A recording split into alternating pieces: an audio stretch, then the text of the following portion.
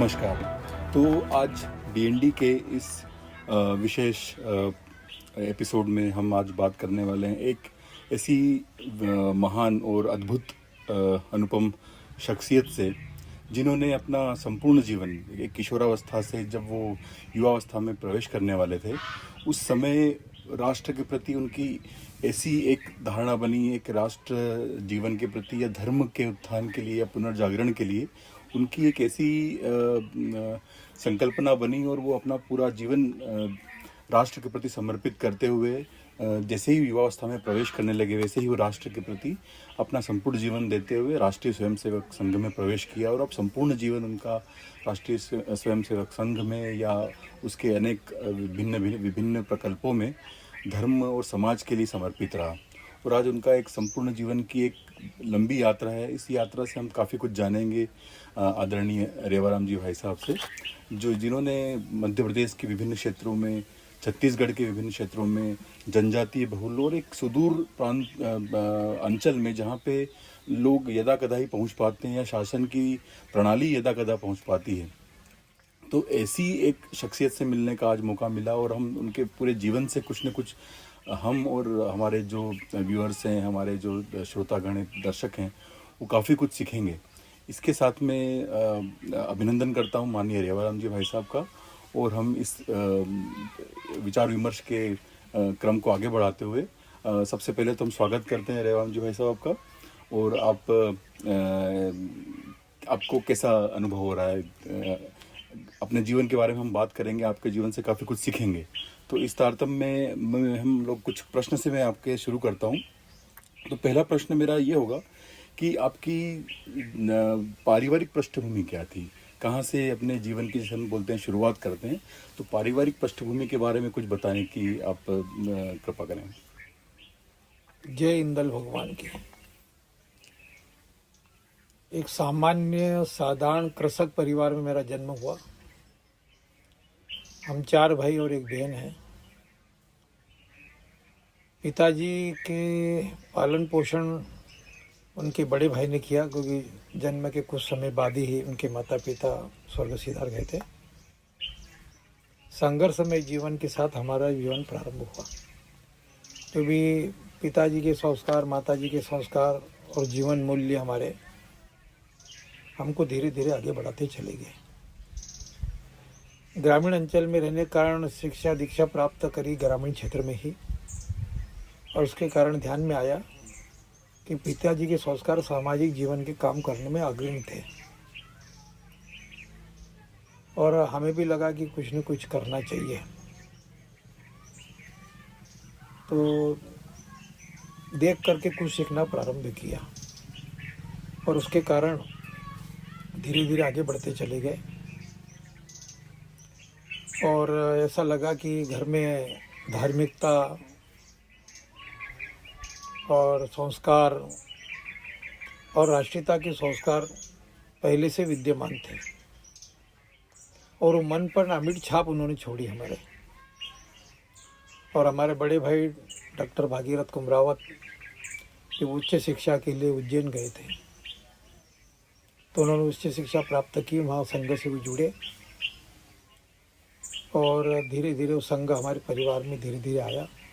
हम भी छोटे थे, संघ की शाखा में जाना प्रारंभ हमने किया।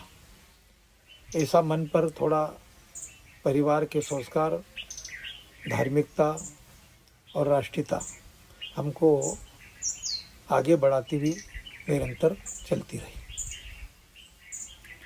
बहुत सुंदर। तो जैसे हम समझ रहे हैं कि विपरीत परिस्थितियों से आपका लालन पालन भी हुआ, मगर कहीं ना कहीं माता पिता के संस्कार रहे ही होंगे। अब आपके बड़े भाई साहब का एक आपके ऊपर एक जिसको बोलते हैं सांस्कारिक दृष्टि रही होगी, जिसके कारण आपका झुकाव राष्ट्र प्रेम के प्रति हुआ है, क्योंकि एक बहुत बड़ी अद्वितीय चीज़ है, क्योंकि सब लोग इस विषय में सोच नहीं पाते। और उस अल्प आयु में जब लोग अपनी कैरियर के बारे में सोचते हैं, अपने स्वयं के विकास के बारे में सोचते हैं, अपने देश के विकास के और धर्म के जागरण या पुनरुत्थान के लिए आपका सोच उस तरफ जाने लगी।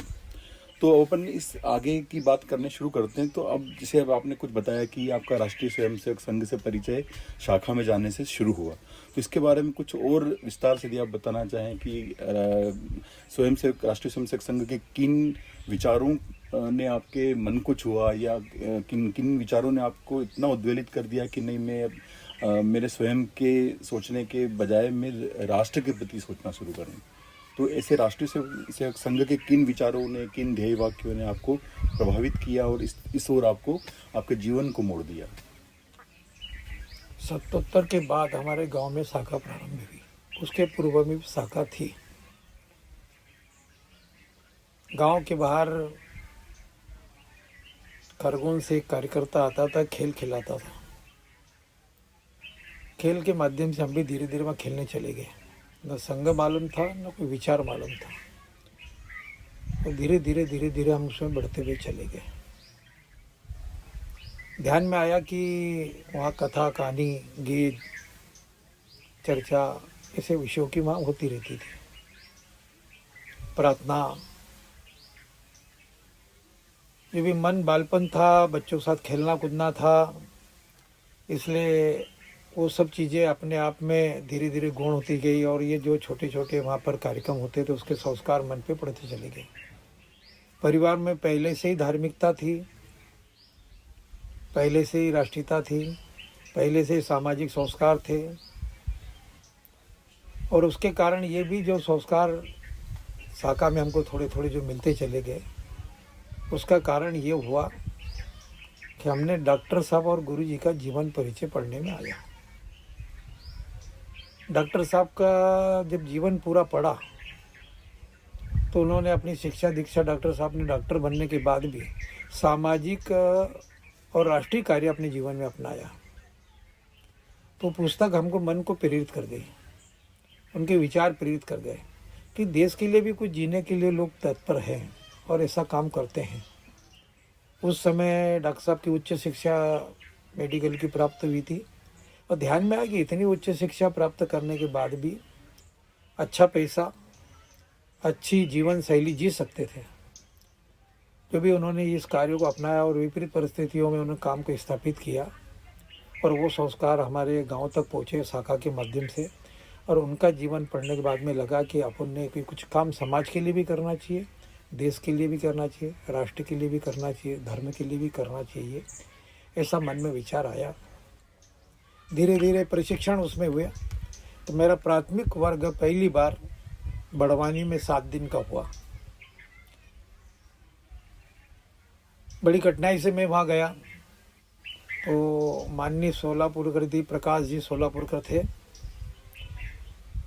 उस समय प्रचारक, जिला प्रचारक, विभाग प्रचारक क्या होता है ये बहुत ज़्यादा हमको जानकारी नहीं थी कि वो इस क्षेत्र के विभाग प्रचारक थे। वहाँ उनसे मेरी पहली भेंट हुई, उनसे परिचय हुआ। उनका जीवन देखने के बाद में ध्यान में आया कि उच्च शिक्षा प्राप्त करने के बाद में अपना पूरा जीवन उन्होंने समाज काम के लिए कर दिया है, संघ कार्य के लिए दे दिया है। और वहाँ 7 दिन उनके सानिध्य में रहने का हमको मौका मिला। वहाँ प्रारंभिक शिक्षा संघ की प्राप्त करी, तो शारीरिक भी करी, बौद्धिक भी करी, संस्कार युक्त भी करी और महापुरुषों के जीवन को भी जानने को मौका मिला और व्यक्तियों को भी देखने का मौका मिला। तो उनका व्यवहार, उनकी कार्यशैली और उनका प्रेम धीरे धीरे उस ओर हमको खींचते हुए चला गया। हम 7 दिन बाद वापस आ गए घर पे। मन में लगा कि कुछ न कुछ अपन ने वहाँ पर गए तो कुछ प्राप्त हुआ है, क्यों नहीं इस काम को धीरे धीरे अपने जीवन में अपनाया जाए। तो यहाँ से यात्रा हमारी संघ की प्रारंभ हो गई और फिर संघ को जानने का, समझने का थोड़ा प्रयत्न किया। अभी भी वर्तमान की स्थिति में भी संघ को जानना मतलब गंगा की थाई लेना इस समान है। इसलिए जितना संघ के अंदर जाएंगे उतना जानने को मिलेगा, उतना सीखने को मिलेगा, उतना समझने को मिलेगा और उतना करने को मिलेगा। इसलिए धीरे धीरे हमको ध्यान में आया और निरंतर उस प्रेरणा से आगे बढ़ते चले गए।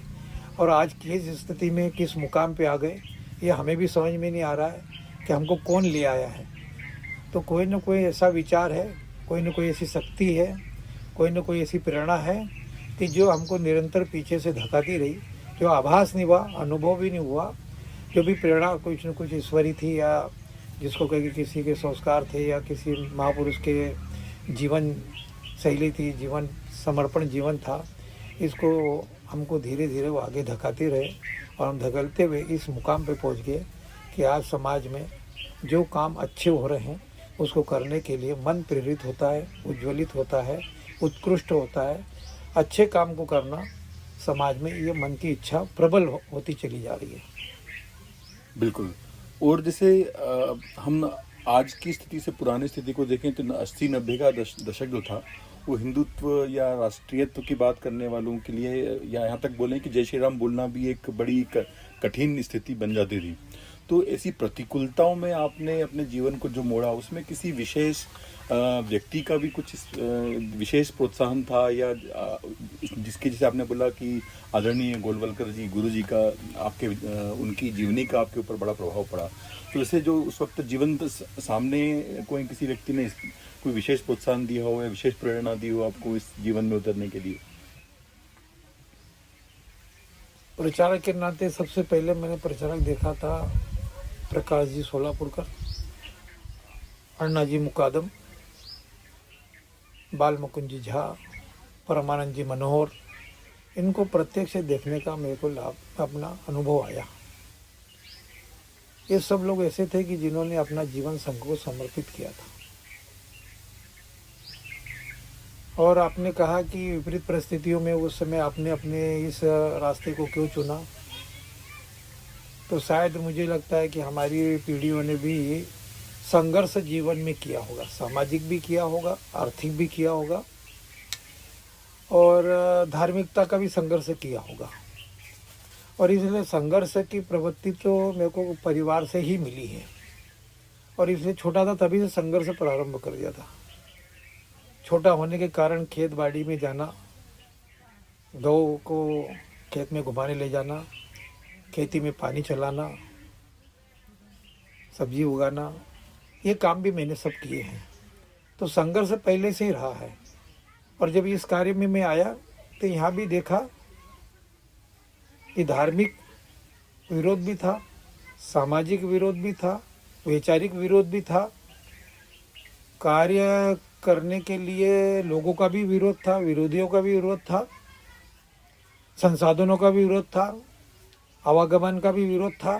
तो हर पग पर विरोधी था, हर पग पर संघर्ष ही था। इसलिए संघर्ष ध्यान में आता है कि जीवन को नखारता है। जैसे सोने को तपाने पर वो और जिसको कहे कि निखरता है, ऐसा संघर्षमय जीवन निखरता हुआ चला गया। संघर्ष को आनंद के साथ काम करने का अनुभव आया कि संघर्ष को भी आनंद के साथ करो, मजबूरी के साथ मत करो, समस्या के साथ मत करो, उपेक्षा के साथ मत करो, डर के साथ मत करो, भय के साथ मत करो।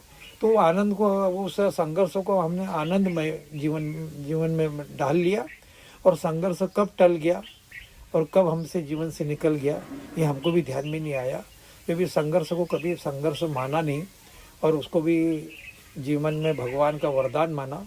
और वरदान स्वरूप जो हमको संघर्ष मिला और जो काम करने का जो प्रेरणा मिली, मुझे लगता है कि कभी संघर्षमय जीवन नहीं होता तो आज जो जिस निखार पर और जिस स्थिति में हम आज आए हैं और जो हम हजारों लाखों कार्यकर्ताओं का मार्गदर्शन कर रहे हैं, देश समाज का काम कर रहे हैं, शायद उस संघर्ष की एक प्रेरणा यात्रा थी, एक गाथा थी हमारे जीवन की। बहुत सुंदर।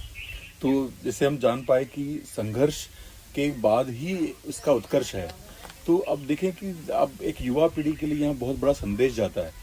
हम आज देखें तो आज की युवा पीढ़ी है जो जेनजी कल्चर आया है, वो छोटी छोटी परेशानियों में उद्वेलित होकर अपना जीवन पथभ्रष्ट कर लेता है या फिर कहीं नशे में कुछ जाता है, कहीं जाता है। पर अब देखिए कि यदि विचारों की श्रेष्ठता है या विचारों की दिशा सही है तो उस वही विचार, वही ऊर्जा आपको सकारात्मक रूप से इस जीवन को आप देखेंगे कि भाई साहब का 5 दशक का जो बड़ा जो जीवन उन्होंने पूरा युवावस्था से देखें तो पूरी प्रौढ़ावस्था तक पूरा राष्ट्र को समर्पित किया। तो देखिए संघर्ष के बाद ही उत्कर्ष है। तो ये हमको एक प्रेरणा मिलती है इस वक्तव्य से भाई साहब के कि जब तक संघर्ष नहीं है जीवन में कुछ नहीं है।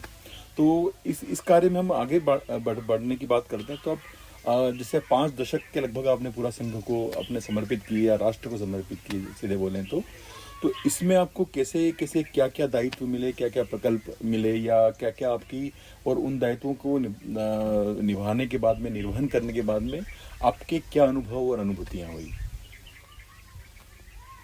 सर्वप्रथम मैं खंडवा गया तो खंडवा में मुझे वहाँ के जिला प्रचारक प्रमाण जी मनोहर मिले। मैं प्रथम वर्ष शिक्षित हो चुका था, द्वितीय वर्ष का मेरे को प्रशिक्षण बाकी रहा था। उन्होंने कहा कि आपको 7 दिन के लिए समय देना, एक गांव में जाना है संघ की शाखा चलाने के लिए। मैं 7 दिन गया। 7 दिन में मैंने जो काम उन्होंने सौंपा था उसको वो जो अवसर मिला तो मैं 7 दिन का पूरी ताकत से, पूरी शक्ति से, पूरी भक्ति से और पूरे समर्पण भाव से मैंने वो काम किया। और जब हम सब लोग और भी मेरे साथी लोग इधर उधर गए थे तो हम सब लोग भी बाद में साथ में बैठे तो निष्कर्षण ये निकला कि उन्होंने कहा कि आपने बहुत अच्छा अपना वहाँ प्रदर्शन किया संघ के काम को लेकर के। फिर उन्होंने मुझे कहा कि आपको और समय देना चाहिए। फिर मैं 1986 में मुझे राष्ट्रीय स्वयंसेवक संघ की एक बैठक में संघ का विस्तारक बोलते हैं उसको, प्रचारक के पहले विस्तारक होता है, ये मुझे बरहानपुर तहसील का काम सौंपा। उसमें बरहानपुर तहसील में, बरहानपुर नगर में डॉक्टर साहब समय के वहाँ कार्य था, वहाँ स्वयं डॉक्टर साहब भी आए थे, इसलिए वहाँ बहुत पुराने स्वयंसेवक थे, जिसको कहे कि मेरे पिताजी और मेरे दादाजी की उम्र के लोग भी वहाँ थे जो संघ में जिन्होंने जीवन बिताया था। तो ऐसे टिकले सर के नाम के थे। वो मुझे पुत्रवत व्यवहार मेरे से उन्होंने किया, स्नेह किया और मुझे उन्होंने सिखाने का प्रयत्न किया। और फिर मैं उनके बीच में रह करके संघ कार्यों को मैंने सीखा, समझा। और यात्रा पैदल थी, साइकिल से थी, संघर्ष की भी थी और आनंद की भी थी, उत्साह की भी थी और प्रेरणा की भी थी। और इसके कारण मन में उत्साह भी और प्रेरणा भी थी। और इसलिए वहाँ पर मैंने जो 4 साल काम किया विस्तारक रह कर के, मुझे दूसरे वर्ष उन्होंने वहाँ प्रचारक घोषित किया। बहुत अच्छे काम मैंने वहाँ, जिसने कहना चाहिए कि पूरी भक्ति भाव से, पूरे समर्पण भाव से, जो मुझे जैसा भी आता था, जितनी भी मेरे में बुद्धि और ज्ञान थी, उस आधार पर मैंने बहुत अच्छा परिणाम देने का प्रयत्न किया। और उसका परिणाम ये हुआ कि मुझे 90 में बड़वानी जिला, उस समय राजपुर जिला था, उसका जिला प्रचारक घोषित करके मुझे भेजा गया। उस समय के प्रांत प्रचारक माननीय शरद चंद्र जी मल्होत्रा थे। मैंने उनके सामने कहा कि मुझे ठीक से हिंदी भी बोलती नहीं आती, उसमें भी मैं अटकता हूँ और मुझे कुछ भी ज्ञान नहीं है। फिर भी आपने मुझे जो दायित्व दिया है, ये कुछ समझ के दिया होगा, कुछ जानकर दिया होगा, जो मैं इस योग्य नहीं हूँ।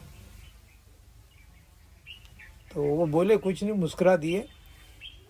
और उन्होंने मुस्कुराहट में ही एक संकेत दिया होगा कि समय सब बताएगा आपको, समय का इंतज़ार करो, ऐसा एक शब्द बोल दिया। और वो चले गए।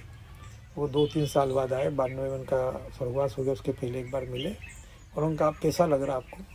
तो उन्होंने कहा किसी भी तैराक को पहली बार जब वो तैरने जाता है तो उसको तैरना तो आता नहीं है, उसको भय भी रहता है, डर भी रहता है, मौत भी सताती है, और उसके बाद भी वो सीखने का प्रयत्न करता है।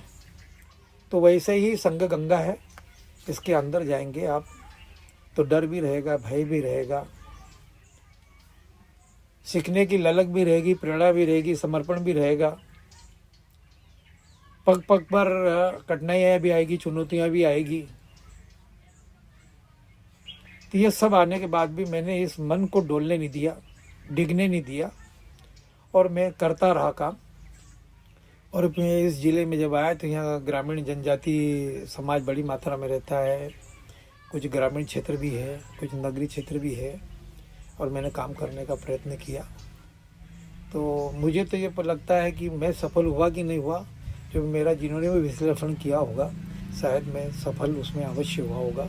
मुझे ऐसा लगता अनुभव होता है मेरे जीवन को, क्योंकि जो जो काम दिए मैंने पूरी भक्ति भाव से, समर्पण भाव से कार्य को किया। बहुत सुंदर।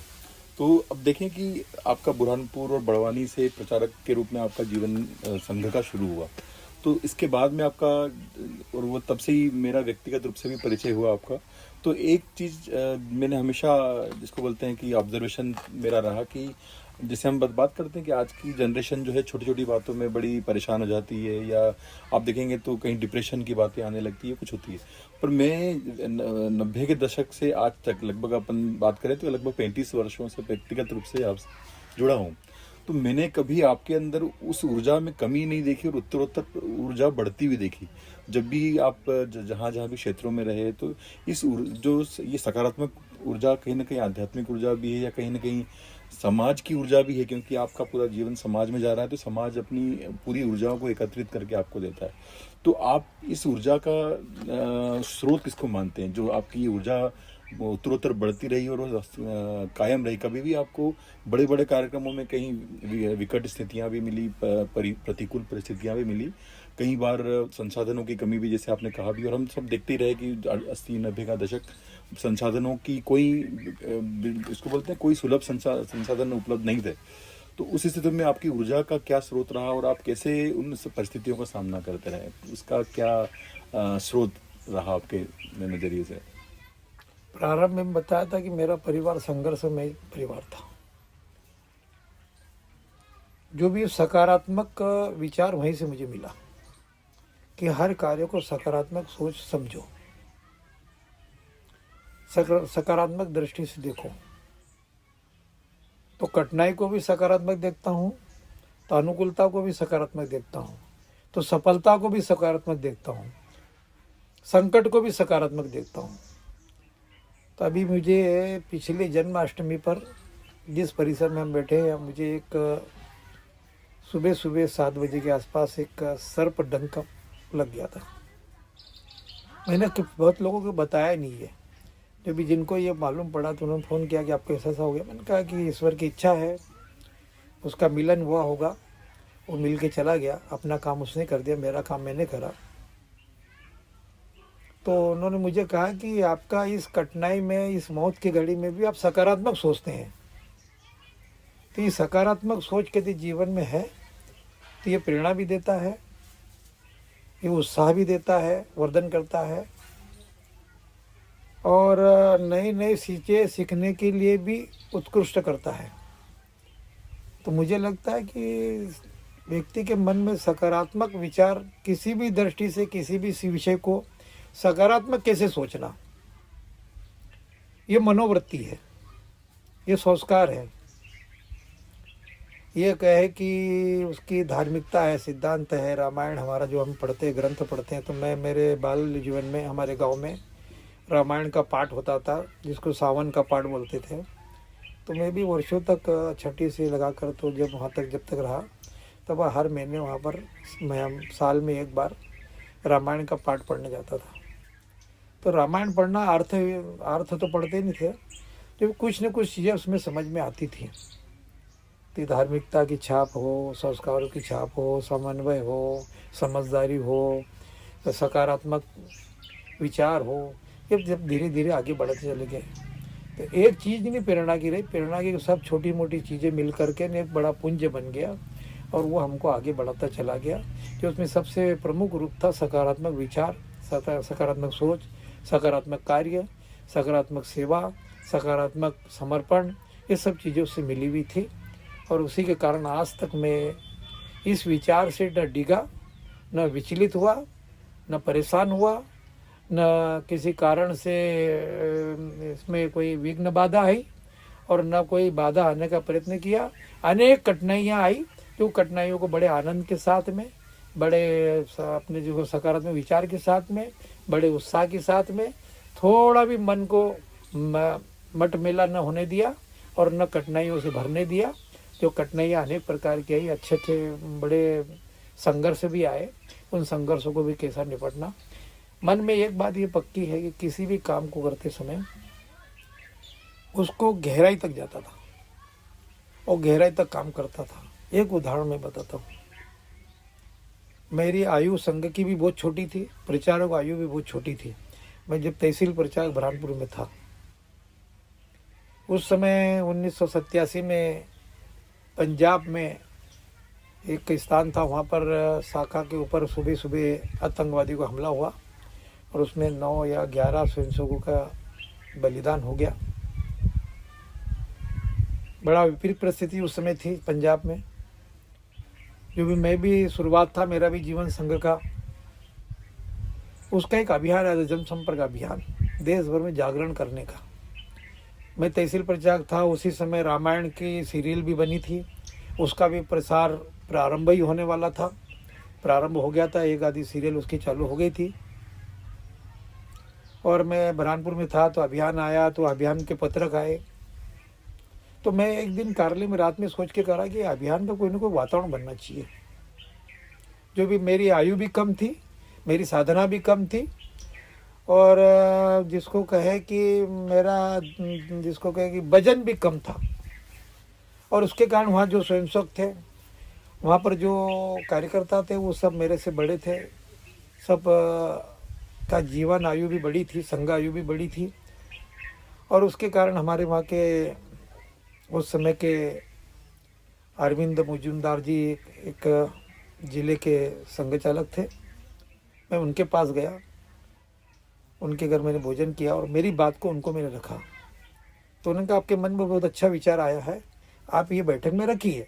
तो मैंने कहा कि न मेरी साधना है और न मेरी तपस्या है, न मेरा प्रभाव है, न मेरा व्यक्तित्व है, इसलिए मेरा विचार बहुत अच्छा हो सकता है, मेरी योजना बहुत अच्छी हो सकती है, जब इसको मैं लागू नहीं करवा सकता। तो मेरे विचार को यदि आप रखेंगे तो मुझे लगता है कि इस कार्य योजना सफल हो सकती है। तो मैंने ऐसे उस समय 25-28 लोगों के नाम निकाले जिनके पास साधन था, और उनके पीछे 28 बैठने वालों की बैठक हमने करी। और एक ही दिन में हमको 3-3 गांव करना है। सुबह हमको 8 बजे घर से निकलना है और पूरी तहसील में जाना है। 1, 2, 3 गांव के नाम लिखे थे, मेरा पूरा अध्ययन था उस तहसील का, और पूरी मैंने चॉकआउट किया और उनको दिया, और विषय उन्होंने रखा जब, और सारा समझाया और सबको लिख के दिया। तो पूरी तहसील में ऐसे एक ही दिन में, एक ही समय में 3 घंटे में 51 गांव में हमारा जनसंपर्क हुआ। तो किसी बस स्टैंड पे, किसी चौराहे पर, किसी गांव में, किसी मंदिर पर, यहाँ भी बट रहा तो वहाँ भी बट रहा, तो वहाँ बट रहा। वो बड़ा सफल कार्यक्रम हुआ।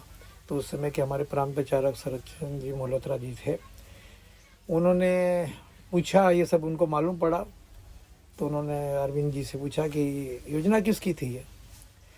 तो उन्होंने कहा योजना तो हमारे तहसील प्रचारक की थी, जो भी रखवाया मेरे से, ये कहा उन्होंने। तो उन्होंने कहा कि उसने क्यों रखा? तो उसने कहा कि मेरी ना तपस्या है, न मेरा प्रभाव है, न मेरा कोई इतना बड़ा वो है, इसलिए आप इसे रखेंगे तो ज़्यादा अच्छा रहेगा। तो उन्होंने कहा कि व्यक्ति छोटा हो सकता है, विचारों से छोटा हो सकता है, साधना से छोटा हो सकता है, जो कार्य की गति उसकी बहुत बड़ी है, और इसलिए कैसे किससे काम करवाना, ये उसकी समझ की, विवेक की प्रशंसा करना चाहिए। आगे चल के उनका भविष्य बहुत अच्छा हो सकता है। बहुत सुंदर, ऐसा उन्होंने मुझे बताया। बिल्कुल। देखिए, छोटे से शक्तिपुंज बोले या ऊर्जा के छोटे से वहाँ से उसने अपना प्रभाव दिखाना शुरू किया, और आपके जो वरिष्ठ प्रचारक रहे होंगे उन्होंने इसको समझने की कोशिश यहाँ से शुरू कर दी। छोटे से प्रकल्प ने आपका एक परिचय समाज में भी करा दिया और आप संगठन में भी करवा दिया। तो अब इसमें अपन देखते हैं, तो अब जैसे आपका बड़वानी से आप चलते हैं, तो आपने बड़वानी जिले की बात करें तो बड़वानी जिला एक सुदूर, जिसको बोलते हैं ट्राइबल एरिया या जनजातीय क्षेत्र है। तो यहाँ पर आपने कौन कौन से मुख्य प्रकल्प किए या कौन कौन सी प्रतिकूलताओं का सामना भी आपको करना पड़ा? क्योंकि आपका एक बड़ा जीवन का बड़ा समय काल सुदूर वनवासी अंचल में या जनजातीय अंचल में गुजरा है। तो इसके बारे में आप विस्तार से बताएं, जो भी आपको लगता हो। जब बड़वानी जिला राजपुर जिला बना तो मेरे को इसका जिला प्रचारक 1990 में घोषित किया। मैं जब आया तो मेरे पास यहाँ रुकने के लिए कार्यालय भी नहीं था। सेंधवा में आश्रम था, उसमें कुछ दिन रुका, और फिर मैंने एक कमरा किराए पे लिया और वहाँ सेंधवा में मेरा केंद्र बनाया।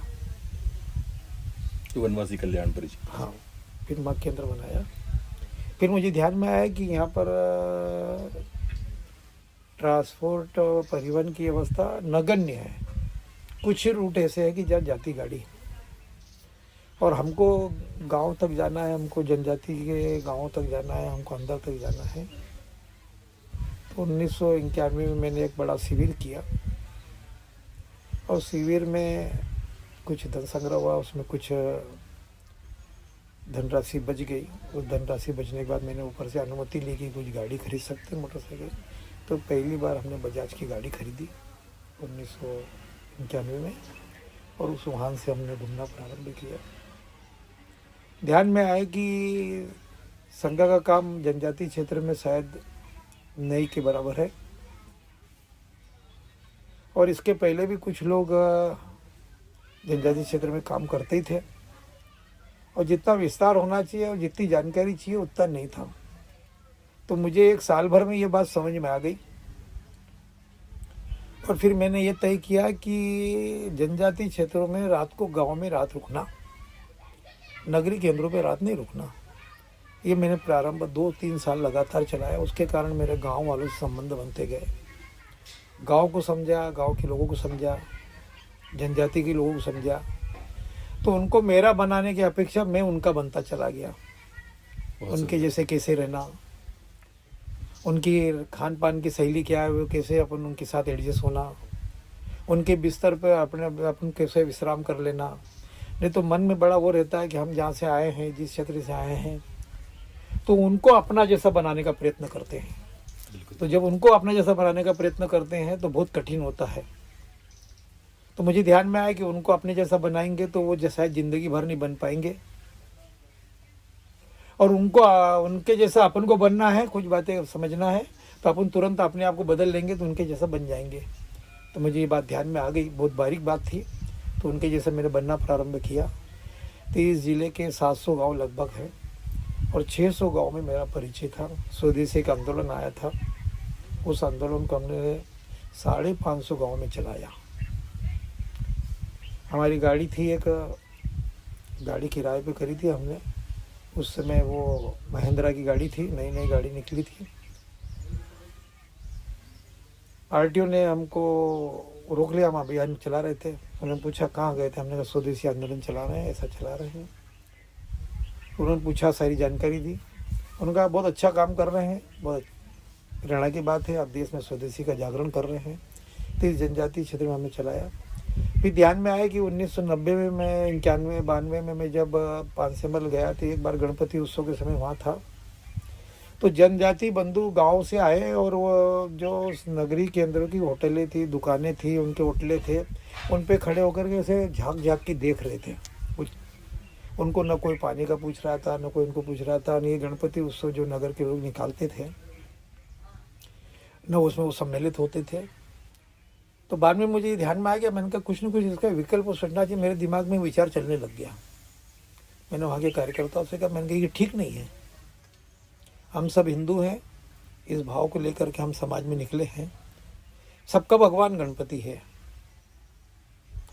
तो 92 का ये जो 91 के बाद में जब गणपति उत्सव आया, और 92 का जब ये विचार पहले आया, जब गणपति उत्सव आने लगा, तो उसके 2-3-4 महीने पहले मैंने कुछ कार्यकर्ताओं से बातचीत हुई। तो उन्होंने कहा भाई साहब वो गांव में उनको पूजा करते नहीं आएगी, जनजाति क्षेत्र में वो पूजा नहीं कर पाएंगे। मैंने कहा आप लोगों को आती क्या? तो उत्तर नहीं दिया, उन्होंने बोले नहीं उत्तर हो गए।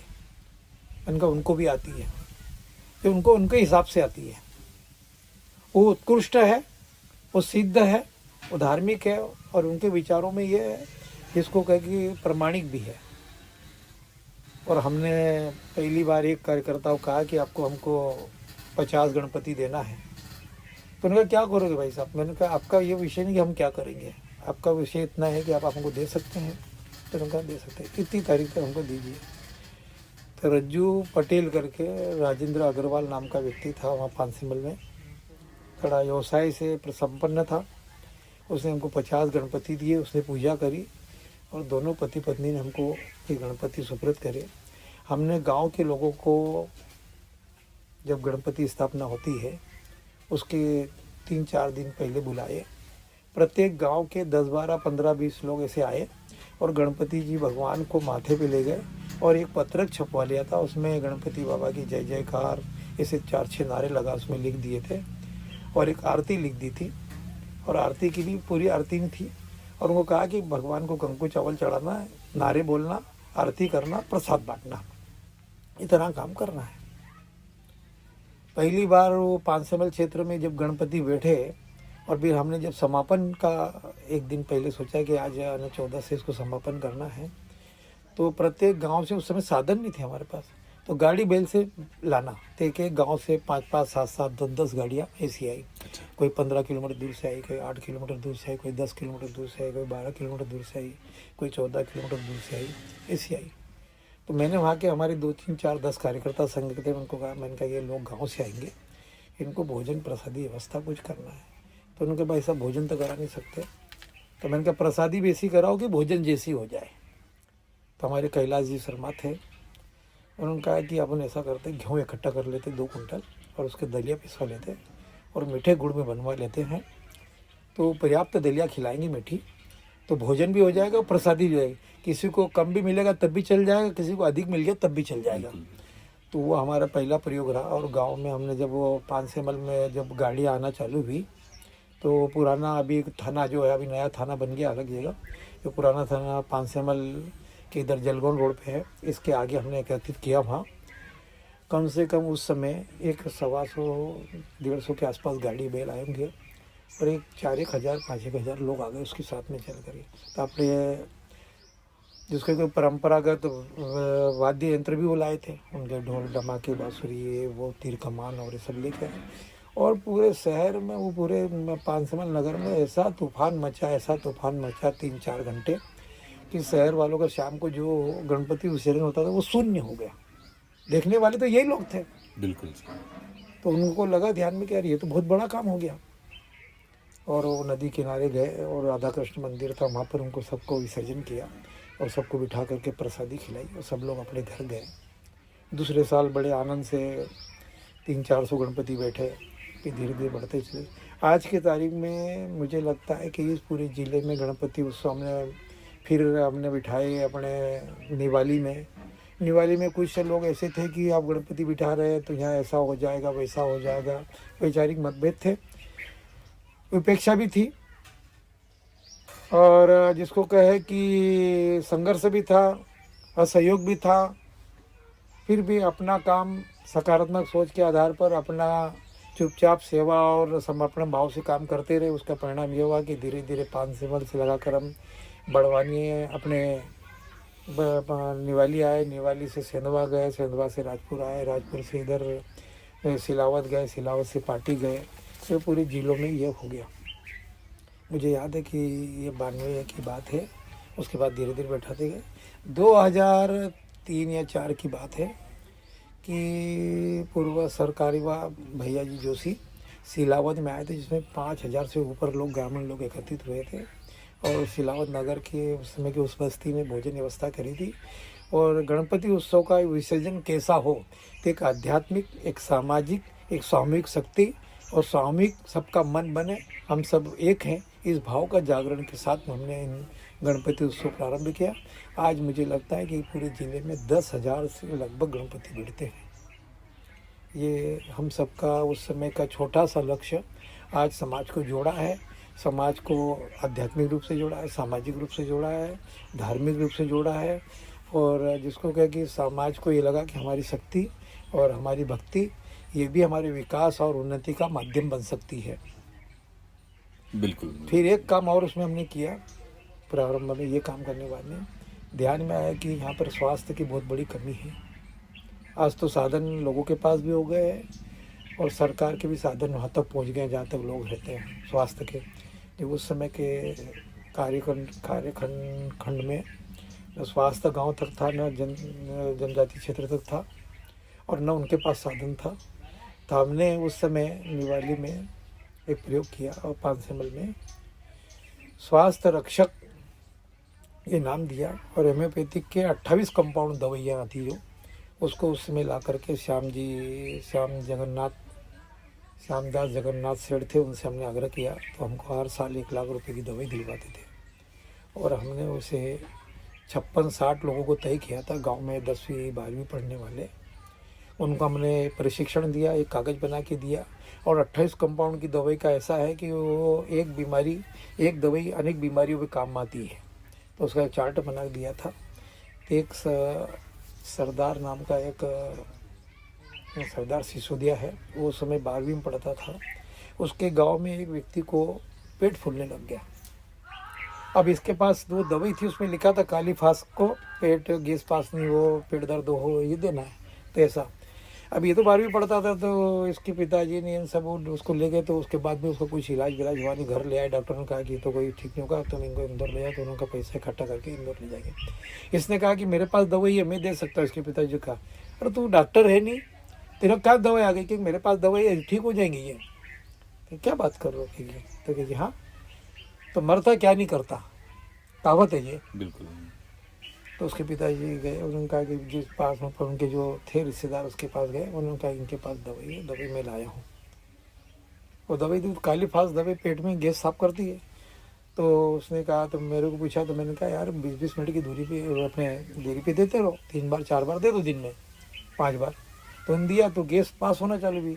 जैसे गैस 1-1.5 घंटे बाद पास होना हुई तो हल्का होने लगा। उसको दूसरे दिन दी, पेट साफ होता गया, वो स्वस्थ हो गया। अरे अपने गांव का सरदार इतना बड़ा डॉक्टर हो गया, बड़ा गजब हो गया।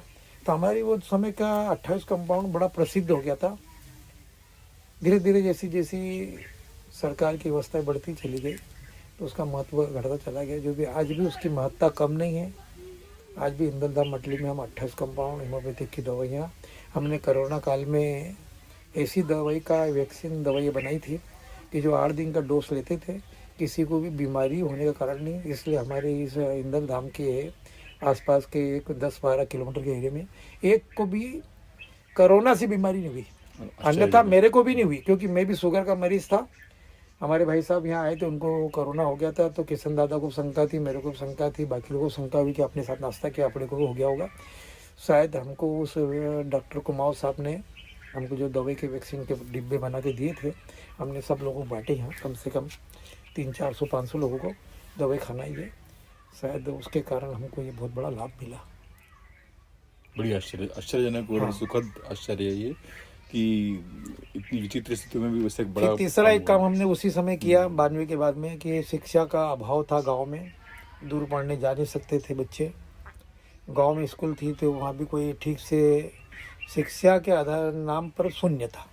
स्कूल था, शिक्षक था, भवन था, जो संस्कार और शिक्षा शून्य थी। ये ध्यान में आ गया था। जो आलोचना और परियोजना का विषय नहीं है, उनकी अवस्था अपनी अब बनी हुई है, ध्यान में आया। तो 1991 में 92 में हमने एकल विद्यालय का प्रारंभ किया, सिंगल टीचर स्कूल जिसको बोलते हैं। एक विद्यालय, एक शिक्षक, और उसमें पहली, दूसरी, तीसरी के बच्चे पढ़ने आते थे। तो आलखड़ है, पिपरानी है, उधर बरबड़ा है, इन गांव में कोई नहीं जाता था। वहाँ हमने एकल विद्यालय चालू किए और उसका परिणाम ये हुआ कि 1994 में इस विद्यालयों के कारण रामगढ़ है, फिर रामपुर है, जलगोन है, ऐसे अनेक गांव उधर हैं। तो एक हमने पहले 30 विद्यालय चालू किए और फिर हमने 30 के 60 विद्यालय चालू किए। हमारे विष्णु कुमार जी थे, वो क्षेत्र के सेवा प्रमुख थे, वो देखने के लिए आए। फिर 5 कार्यकर्ताओं का दल आया, उसमें माखन सिंह जी थे, सुरेश जी सोनी थे, गोरेलाल जी बारचे थे, महेश जी शर्मा थे जो अभी झाबुआ में शिवगंगा का काम करते हैं, और मैं था। ऐसे हम 5 लोग पूरे 5 सबल क्षेत्र में घूमे 2 दिन तक, और 2 दिन के बाद विश्लेषण किया। और फिर हमने एक बड़ा कार्यक्रम 1994 में रखा। उसमें अखिल भारतीय सेवा प्रमुख सूर्यनारायण राव जी आए थे, और उन्होंने जब कार्यक्रम देखा कि हमने एकत्रीकरण किया, तो सर्व शिक्षा अभियान उस समय चालू हो गया था। तो हमारे जगदीश पंवार है, वो चलाता था एकल विद्यालय। तो वहाँ के शिक्षक ने कहा कि यार आप हमारे साथ आओ, हमको आपको कुछ पेमेंट भी देंगे। तो उन्होंने कहा जो दे रहे हैं ना मुझे वो भी पर्याप्त है, और जो मैं काम कर रहा हूँ वो भी बहुत अच्छा काम कर रहा हूँ, ये उत्तर दिया उसने। और बहुत बड़ा कार्यक्रम हुआ वहाँ, और उस 60 गांव के लोग आए, 60 गांव के बच्चे आए, बच्चों ने वहाँ मंची कार्यक्रम दिया, प्रदर्शन किया। तो वहाँ के जो ब्लॉक के अधिकारी थे, शासन के, और जो बाकी अधिकारी थे, वो बाद में कार्यक्रम होने के बाद मेरे पास आए और उनका कि हमको भी आप मिला लीजिए, बहुत अच्छा काम ये है और उसके कारण हम शिक्षा के क्षेत्र में भी आगे बढ़े। और आज मुझे लगता है कि मेरा एक शिष्य था, उसमें दिलीप खेड़कर ने, दिलीप नहीं उसका नाम है, दीवान खड़कर है, वो अभी यहाँ पुलिस विभाग में है। उसका बेटा उस विद्यालय में पढ़ता था, उस एकल विद्यालय में, आज MBBS कर लिया उसने। वाह, क्या बहुत बड़ी बात है। ऐसे अनेक है, मैंने एक उदाहरण दिया आपको, बहुत बड़ी, ऐसी बहुत बड़ी बात है। बिल्कुल। क्योंकि अब से भी आपने गणेश मूर्ति वाला भी कहा, तो उसका ऐतिहासिक दृष्टिकोण भी देखें तो बाल गंगाधर तिलक जी ने जो शुरू किया था, उसका यही था कि समाज को जोड़ना और समाज को एक सामाजिक चेतना जगाना। तो कहीं ना कहीं छोटी मोटी कुछ जिसको बोलते हैं विसंगतियाँ रही, जिसके कारण हमारा जो सुदूर अंचल था कहीं ना कहीं मुख्य धारा से दूर रहा करता था। तो जैसे जो आपने जो बोला कि कुछ मूर्तियों से आपने गणेश स्थापना शुरू करी और वो आज 10,000 मूर्ति तक पहुंच गई। तो आप देखिए कि एक जगह गणेश जी की स्थापना होती है तो आसपास के कम से कम 200 से 500 लोग धार्मिक रूप से जागृत होते हैं और साथ में आते हैं सामूहिक। तो एक बड़ा प्रकल्प। और एकल विद्यालय तो ये देखिए कि जो धरातल पे काम करते हैं आप जैसे लोग, वो समझते हैं कि वहाँ पे किस चीज़ की वास्तव में कमी है और क्या शिक्षा की ज़रूरत है और शिक्षा के साथ संस्कार की ज़रूरत है। तो एकल विद्यालय की परिकल्पना वही व्यक्ति कर सकता है जो समाज के अंदर जुड़ा हुआ है। मगर आप देखिए कि इस विसंगतियों के कारण, क्योंकि हमारी जो धर्म की विसंगति हैं या फिर एक जो परिस्थिति की बात भी करें, उस समय बड़ी अनुकूल परिस्थितियाँ नहीं थी। जैसे आपने बोला कि ट्राइबल एरिया इतना अंदर तक था जहाँ पे बसें जाना तो बहुत मुश्किल की बात है, मतलब एक आवागमन के साधन दिन में एक बार भी मिल जाए बड़ी बात होती है। तो इस सामाजिक पिछड़ेपन और विकास की मूलधारा से दूर रहने के कारण हम देखते हैं कि दूसरे धर्म के लोगों ने, क्योंकि वो संसाधनों से परिपूर्ण थे, विदेशों से नाप तो शनाप पैसा बीच था। में आपको थोड़ा बहुत टोकता हूँ। जी 93-94 की बात होगी। 500 मील के पहले एक खड़ी खम करके स्थान है। जी वो लोग कहते हैं कि यहाँ पर उस समय लूटपाट होती है, मारपीट होती है। वहाँ के लोग करते नहीं, मुझे लगता है कि जनजातीय समाज का स्वभाव है। बिल्कुल सही बात। तो वो नहीं थे जो बाहर के लोग कुछ करके जाते थे, जिसके कारण बदनाम लोकल आदमी होता था। जब मैं मोटरसाइकिल से गया तो एक कलसिन नाम का एक, वहाँ पर उस समय मेरे एक पहचान हो गई। अभी है वो, उसका बेटा भी स्वयंसेवक है, उसका दूसरा बेटा भी स्वयंसेवक है, वो भी प्राथमिक और शिक्षित है, वो भी धार्मिक यात्राओं पे भी गया मेरे साथ। मेरा घर जैसा उनसे संबंध है। अभी जाता हूँ तो उनकी श्रीमती जी, वो उसकी माँ थी, उसके पिताजी भी शांत हो गए, उसकी बहन है, परिवार है, सब लोग मुझे अच्छी तरह जानते हैं। हमको परिवार का वो हिस्सा मानते हैं। तो मैं 93-94 की बात होगी, उनके यहाँ रात रुक गया और उनका पैसा बढ़ाते मैंने मोटरसाइकिल लगा दी उनके घर के अंदर, वो रात रुक गया। दूसरे दिन मैं सुबह उठा, फ्रेश होने गया, जरा जंगल घूमने गया, वहाँ से आया और कुछ 10-20 लोगों से मिले गांव में, बातचीत करी। वो शाखा तो थी नहीं, मिलने जुलने आए, बातचीत करी। अच्छा, मैं 9-1 बजे वहाँ से मोइदा गया। मोइदा में एक हमारी शाखा चलती थी, तो वहाँ कुछ लोगों से मिला जुला। फिर वहाँ से 500 मील गया। तो 500 मील उस समय के हमारे राजेंद्र जी जगताप थे, कैलाश भाऊ थे और भी कार्यकर्ता थे। तो मैंने कहा भाई साहब कहाँ से आ रहे हैं? तो मैंने कहा मैं खड़ी खम में रात रुका। अच्छा, ऐसा मैंने बोला तो उन्होंने मुझे नीचे से ऊपर तक देखा और 1-2 मिनट मौन रहे। उन्होंने कहा सही में आप खड़ी खम रुके थे? ये तो असंभव है। तो मैंने उसको कुछ बोला नहीं। फिर थोड़ी देर बाद मैं बोला कि मैं जिस विश्वविद्यालय से निकला हूँ, जिस विश्वविद्यालय का ज्ञान प्राप्त कर रहा हूँ, जिनके संस्कार प्राप्त कर रहा हूँ, जिस संघ से जुड़ा हूँ, उसमें असंभव कोई भी काम है नहीं, संभव ही है। तो किसके यहाँ रुके थे? मैंने नाम बताया। अच्छा, वहाँ रुके थे? तो वहाँ तो असंभव है भाई साहब, वहाँ तो बहुत कठिनाई है। मैंने कहा कि मैं बड़े प्रेम से रुका था, बड़े आनंद के साथ रुका था, बहुत अच्छी मेरी दोस्ती है। और आज वो गांव संघ में हो गया है, वहाँ पर सैकड़ों स्वयंसेवक बन गए हैं। सैकड़ों स्वयंसेवकों ने संघ की शिक्षा दीक्षा ली है, धार्मिक विचारों से भी जुड़े हैं, सामाजिक विचारों से भी जुड़े हैं, राष्ट्रीय विचारों से भी जुड़े हैं। और जब भी कोई ऐसे देश में राम जन्मभूमि आंदोलन हो या फिर बाद में का ढांचा गिरा उसकी बात हो, लोगों तक कोई बात पहुंची और उन्होंने हमको सहयोग भी किया, सहायता भी करी और जागरण में कदम से कदम मिलाकर रहे। फिर हमने एक यात्रा करी थी, देव दर्शन यात्रा, उज्जैन ओंकारेश्वर ले गए। बड़ी मात्रा में लोग गए थे। उन्होंने कहा कि हम पहली बार हमारे जीवन में महाकाल के दर्शन हुए, ओंकारेश्वर बाबा के दर्शन हुए, बड़ा आनंद उनको आया। और उनके गांव में हमने 1994 में एक हनुमान मंदिर का वहाँ निर्माण किया, जिसका पूजन पाठ और वहाँ के गांव के लोग करते हैं। और उसके कारण वहाँ के गाँव की धार्मिकता और सामाजिकता और राष्ट्रीयता और जिसको कहे कि आपस में तालमेल और समन्वय उनका गांव में आगे भी है। बहुत सुंदर। तो जैसे अभी हम बात कर रहे थे कि जो सामाजिक विसंगतियां रही या कुछ भौगोलिक परिस्थितियां भी, कुछ पहाड़ी क्षेत्रों में रहे हमारे ट्राइबल वाले जो वनवासी लोग या आदिवासी लोग, या कुछ आर्थिक रूप से भी बड़ा पिछड़ापन था और शासन की या सरकार की योजनाओं का पूरा फायदा वहाँ तक पहुँचता भी नहीं था। तो इन विसंगतियों का कुछ, जैसे बात करें कि दूसरे ईसाई मिशनरियों ने या इन लोगों ने उसका अलग तरह से भी कुछ एक फ़ायदा उठाया, या कहीं जिसको अपन सीधे सीधे बात करें तो कहीं ना कहीं धर्मांतरण की ओर इस कमियों को लेके उन्होंने सुविधाएं कुछ जुटा के दी उन्होंने, ये अपन जानते हैं। पर इसका उन्होंने जो बड़ा नुकसान किया हिंदू धर्म के ऊपर, वो आप इस बारे में क्या आपका दृष्टिकोण है और कैसे उन्होंने सुदूर, क्योंकि जहाँ तक सरकार नहीं पहुँचती थी वहाँ तक भी इनकी पहुँच थी, और आप छोटे छोटे जहाँ पे सड़कें नहीं थी वहाँ पे भी छोटे छोटे चर्च बन गए थे। तो इस विषय पे आपका क्या, आप क्योंकि आप तो उस जहाँ पे बोल रहे हैं आपकी पैदल तक जाने की बड़ी कठिन व्यवस्था थी, पगडंडियों से जाना पड़ता था, वहाँ भी आप रहे हैं। तो ये देखिए कि इस विसंगतियों का कुछ लोगों ने कैसे गलत फ़ायदा उठाया, और इसमें फिर संघ ने कहाँ जाके उस चीज़ को रोका या उसमें सुधार का कार्य किया। इसमें केवल संघ का विषय नहीं है, पूरे समाज का विषय है। जनजाति समाज को मैंने बहुत निकट से समझा और अध्ययन भी किया। भोले भी हैं, मन से साफ भी हैं, पवित्र भी हैं,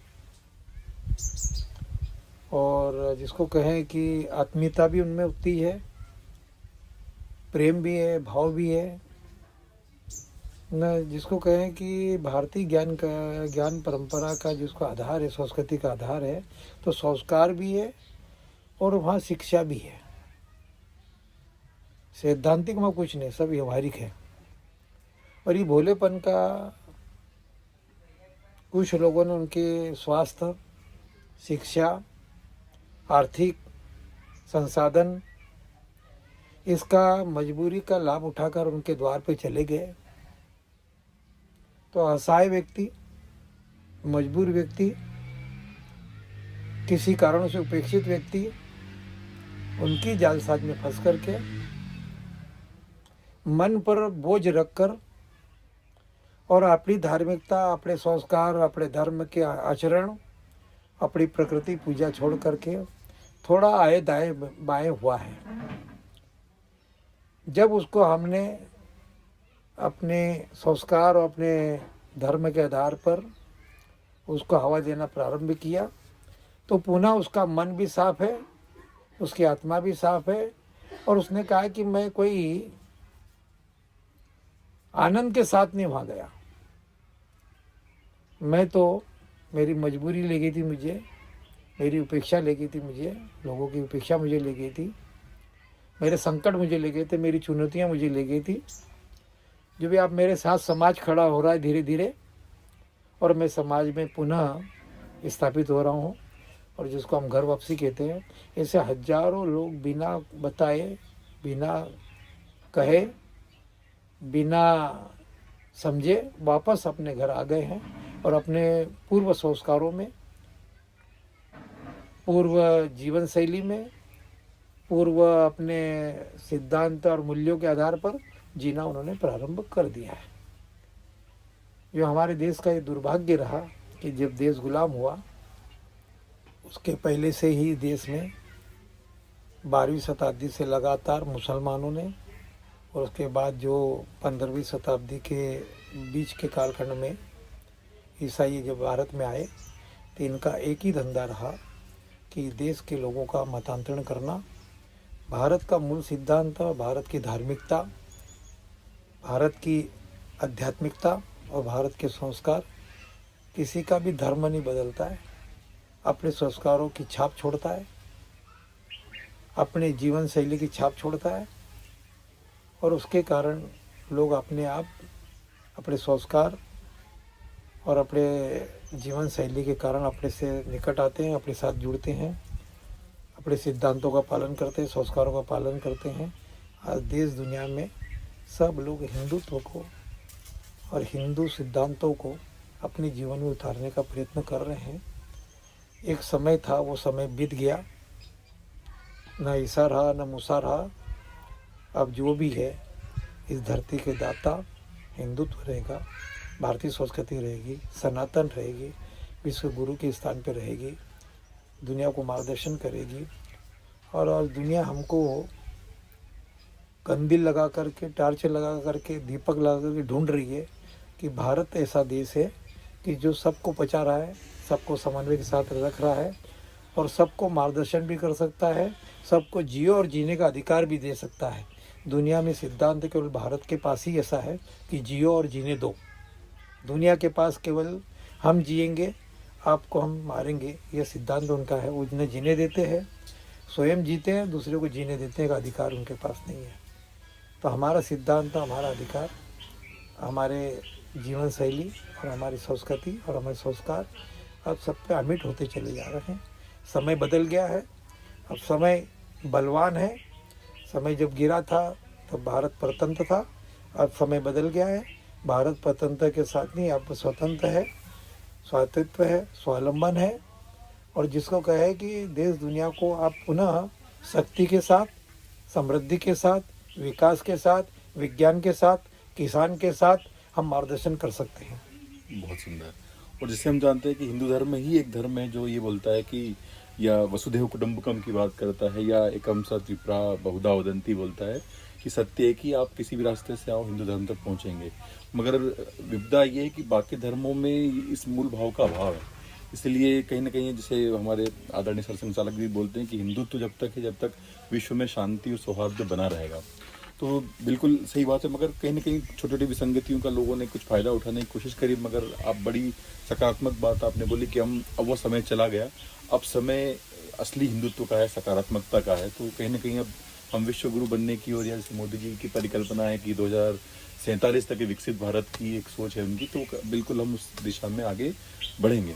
अब इस बात के साथ में मैं अब एक विशेष मुद्दे पर आपको लाना चाहूँगा, जो कि जहाँ तक मेरी एक छोटी सोच या छोटा एक व्यक्तित्व है, उसके हिसाब से मुझे लगता है कि आपके पूरे जीवन में एक परम विशिष्ट कार्य देव अनुभूति से और भगवान ने आपसे करवाया।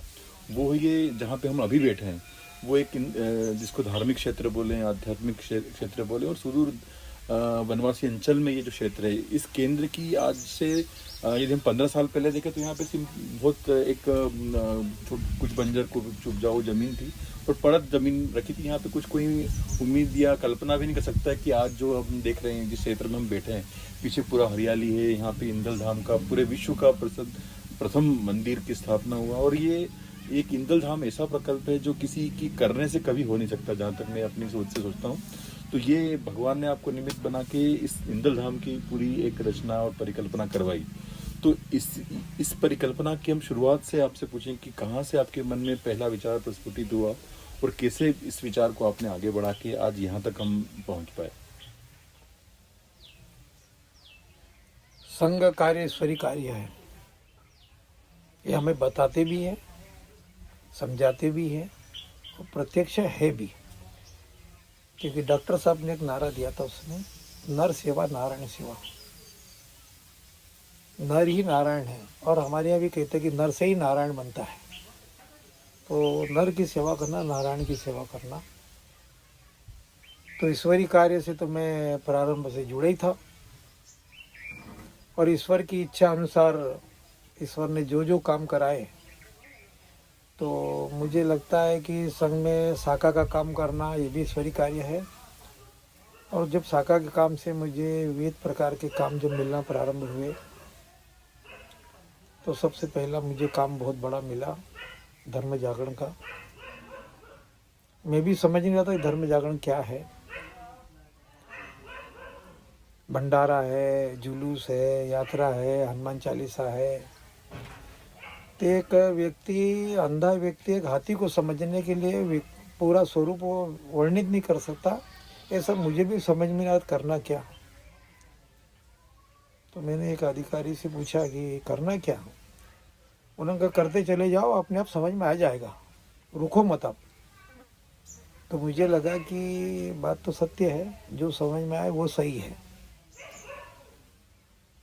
तो संघ ऐसी एक सृष्टि है कि डॉक्टर साहब ने अपने जीवन में सब कुछ काम करके चले गए। वो धर्म का काम हो, मतांतरण रोकने का काम हो, घर वापसी का काम हो, सुरक्षा का काम हो, सेवा का काम हो, या और भी क्षेत्र से स्वास्थ्य का काम हो, ऐसा कोई क्षेत्र नहीं छूटा जो डॉक्टर साहब ने अपने जीवन में किया नहीं होगा।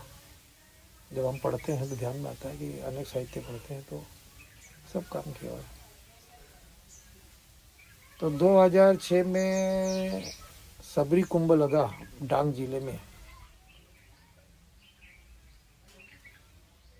तो सबरी कुंभ का काम मुझे मध्य प्रदेश का, मध्य भारत का काम मुझे मिला। तो बड़े कार्यक्रम का नेतृत्व करने का मुझे एक अवसर मिल गया। तो मैंने कहा इस बड़े काम को नेतृत्व करने का जो अवसर मिला है, इसको शक्ति से, भक्ति से और युक्ति से करना चाहिए अपन ने, बहुत सुंदर, और बड़ी ताकत से करना चाहिए। तो जिन्होंने मुझे काम दिया, मैंने उनसे पूछा कि 2 पैर से काम करना है कि 4 पैर से करना है। तो उन्होंने मुझे पूछा कि मतलब, तो मैंने कहा 2 पैर से करूँगा तो कार्य का परिणाम भी 2 ही पैर से बताऊँगा, और 4 पैर से काम करूँगा तो कार्य का परिणाम 4 पैर के अनुसार दूंगा। बिल्कुल सही। तो उन्होंने कहा ठीक है, अब साधन 4 पैर का कर लीजिए। बड़ी ताकत से काम किया, बड़ा सफल हुआ। उसमें लाखों लोग गए, साहित्य छपाने का अवसर मुझे मिला, लाखों रुपए का साहित्य छपाया मुझे। उस समय मैंने एक 70-80 लाख का साहित्य छपाया।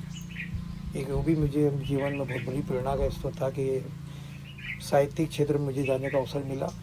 उसके प्रूफ देखना, ये करना, वो करना, पत्र बनाना, ये सारा काम मिला, सफल हुआ उसमें। फिर दूसरा काम कुछ 1-2 साल छोड़ करके फिर राम सेतु देश में एक सकारात्मक नकारात्मक आंदोलन चालू हुआ कि राम सेतु को हम तोड़ रहे हैं, और सरकारें उसके लिए प्रयत्नशील थी। उस समय ब्रिज बनाएंगे सभी। ब्रिज बनाएंगे, देश भर में एक आंदोलन चला। उसका मध्य प्रदेश को मेरे को काम मिला था। मधुभाई कुलकर्णी उसके केंद्रीय मार्गदर्शक थे। यहाँ से ले जाना, पत्र तैयार किए मैंने, कुछ लोगों के साथ बैठ कर टीम बनाई, और मुझे लगता है कि उस समय एक 7-1 लाख लोग यहाँ से मध्य प्रदेश से दिल्ली के उसमें गए थे। हाँ, बड़ी संख्या में गए थे, गाड़ियाँ बड़ी संख्या में गई थी। ये सबरी कुंभ में भी ऐसा वातावरण बना था कि कम से कम एक साथ 2.5 लाख लोग इधर से गए थे, अपने 2 संभाग से, उज्जैन और इंदौर संभाग से। कुल संख्या शायद 40 लाख तक पहुंच गई हाँ, थी। 40 लाख तक पहुँच गई थी। बहुत बड़ा कार्यक्रम था। बहुत बड़ा होता। तो बड़े बड़े कार्यक्रमों का ऐसा मुझे नेतृत्व मिला।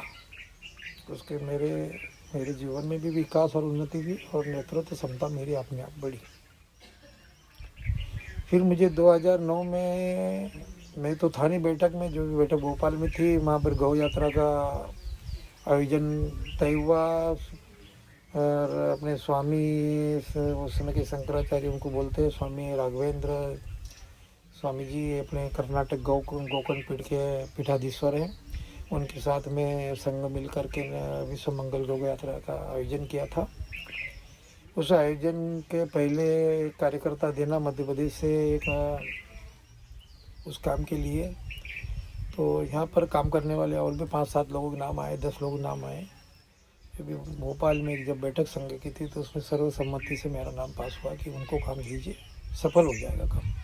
कि उन्होंने 2-4 आंदोलन बहुत अच्छे किए हैं, काम नेतृत्व अच्छा किया है, क्षमता भी अच्छी उनकी। आदमी खरा है, कड़क है, पक्कड़ है, बात अपनी 3 ठोक कहता है, सीधी कहता है। इसलिए थोड़ा किसी को बुरा लग जाता होगा, जो भी वो गुणों से भरा हुआ है और गुणों का रिक्त है, ऐसा मैं विषय आया। तो मुझे दूसरे दिन सुबह फ़ोन आया कि आपको और 10 दिन बाद कर्नाटक जाना है, ये पता है। तो मैंने उनसे फ़ोन पे कहा कि ये मैं जा नहीं सकता। कि क्यों? मैंने कहा कि रिजर्वेशन नहीं मिलेगा। उन्होंने कहा ये आपका विषय, कैसे जाओगे आप, जाइए। तो मुझे लगता है कि गौ का काम भी भगवान का काम है, गौ माता का काम है। मैंने रजिस्ट्रेशन कराया, सीट तो मेरी कन्फर्म हुई थी, जो टिकट मेरा खिड़की का था, बैठ गया मैं। तो ये गौ माता की कृपा थी कि वो सीट खाली आ रही थी, मुझे टीटी ने दे दी और मैं आधी दूर तक उस सीट पे बैठ के गया। फिर आधी दूर बाद वहाँ व्यक्ति दूसरा आया, फिर दूसरी सीट खाली हो गई, मुझे उससे बिठा दिया उसने। उसने पूछा कि आप किस काम के लिए जा रहे थे? मैंने उसको कहा कि मैं ऐसे काम के लिए जा रहा हूँ। तो क्या चिंता की बात नहीं, आपको बिठा के ले जाऊँगा मैं, और जो आएगा वो भी आपको बिठा के ले जाएगी। हम बदल जाएंगे भले रास्ते में, कुछ और बदल जाएंगे, वहाँ बदल जाएंगे, तो मैं बता के दूँगा उसको। तो मैं पहुँच गया वहाँ पर। 3 दिन तक बैठक चली।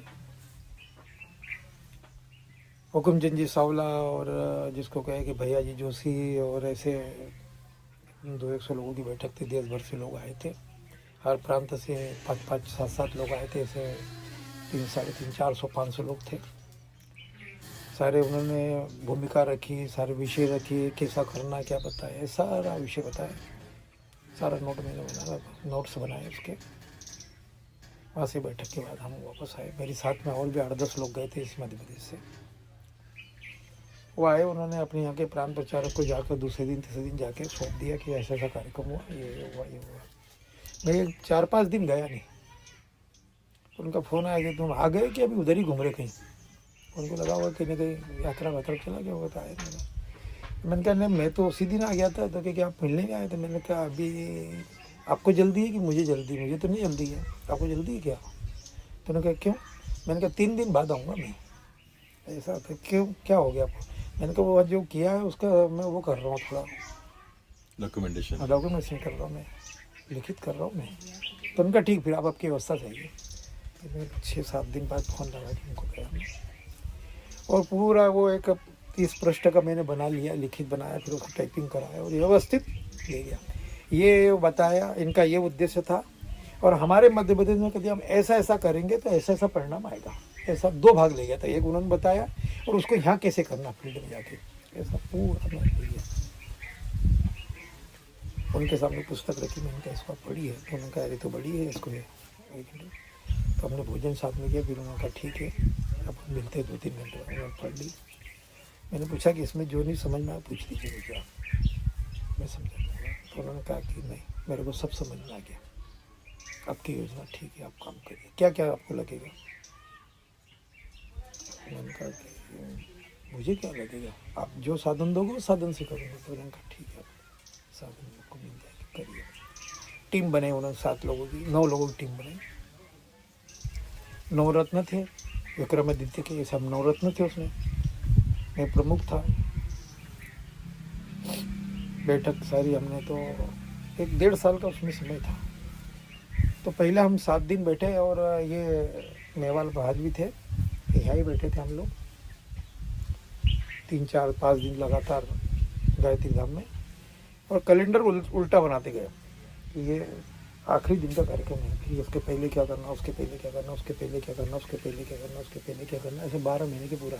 हर महीने क्या काम करना, खंडक वालों क्या काम करना, मंडल वालों क्या करना, गांव वालों क्या काम करना, जिले वालों क्या काम करना, उसके ऊपर विभाग वालों क्या काम करना, प्रांत वालों क्या काम करना, ऐसा पूरा डॉक्यूमेंट्स हमने पुस्तक बना ली। ऐसी मोटी, मेरे पास पुस्तक भी इसके भी है, पुस्तक बना ली। और वो पुस्तक हमने 4-6-8 लोग 10 लोगों ने अध्ययन कर लिया। फिर जिन अधिकारियों को दिखाना था उन अधिकारी दिखा दिए, फिर सावला जी को दिखा दी। फिर वो पुस्तक लेकर के फिर एक बैठक हुई थी उसके बाद हमारी, कि आपके प्रांत की क्या क्या योजना है, ऐसे वहाँ बुलाया फिर हमको बेंगलोर। तो मैं यहाँ से पुस्तक ले गया, एक 40-50 पुस्तक। तो सावला जी ने कहा कि हमारे मध्य प्रदेश से रेवराम जी आए हैं, संघ के प्रचारक हैं ये, उनको काम दिया, उन्होंने बहुत अच्छी योजना बनाई है, और समझने के लिए और देखने के लिए और करने के लिए बहुत उत्कृष्ट अच्छी है। उन्होंने मेरा परिचय दिया और फिर मैंने सारा विषय रखा। तो ज़्यादा बोला नहीं, पुस्तक मैंने सबको दी। पुस्तक वो सब लोगों ने पढ़ी। दूसरे दिन सब अधिकारी लोग आए, उन्होंने कहा कि बहुत अच्छी योजना आपकी, करिए आपका। भगवान की कृपा कहो, ईश्वरी कार्य कहो, कि मन की पवित्रता कहो, कि सकारात्मक विचार कहो, कि मन का समर्पण कहो, कि ध्यान से काम करो, पूर्ण मनोयोग से काम करो, ये सब एक साथ मिल गए। और वो यात्रा का कार्यक्रम और गौ माता का कार्यक्रम, मैंने समाज का आह्वान किया। 3 महीने, 6 महीने, 12 महीने, इससे 3200 लोगों ने समय दिया।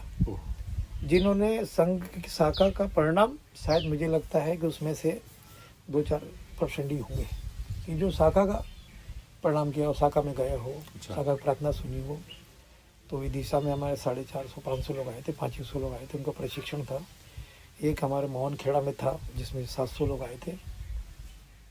ऐसे 3200 लोगों ने समय दिया था। तो राघवेंद्र महाराज जी जो थे कर्नाटक के, तो उन्होंने कहा यहाँ बियर आ गई क्या धर्म की? क्यों कि इतने लोग समय दे रहे थे, हमको कुछ लोग बाहर के लिए मिल सकते। मैंने कहा जितने मांगोगे उतने दे देंगे आपको साल भर के लिए। उसका परिणाम ये हुआ कि आज गौ यात्रा 2009 में निकली थी, 10 में समापन हुआ उसका, और आज 25 चल रहा है। मुझे लगता है कि उसके बाद में देश भर में, मध्य प्रदेश में तो है ही, देश भर में हजारों गौशालाओं का वृद्धि भी, विकास हुआ, उन्नति भी, और गाय के प्रति लोगों की श्रद्धा और जागरण बढ़ा। उसमें एक अभियान ये भी था साथ में, गाय को राष्ट्रीय पशु घोषित किया जाए, उसके लिए जन जागरण चला था, उसके लिए हस्ताक्षर करवाए थे। इंदौर शहर में पहली बार एक ही दिन में 1000 बूथ लगे थे।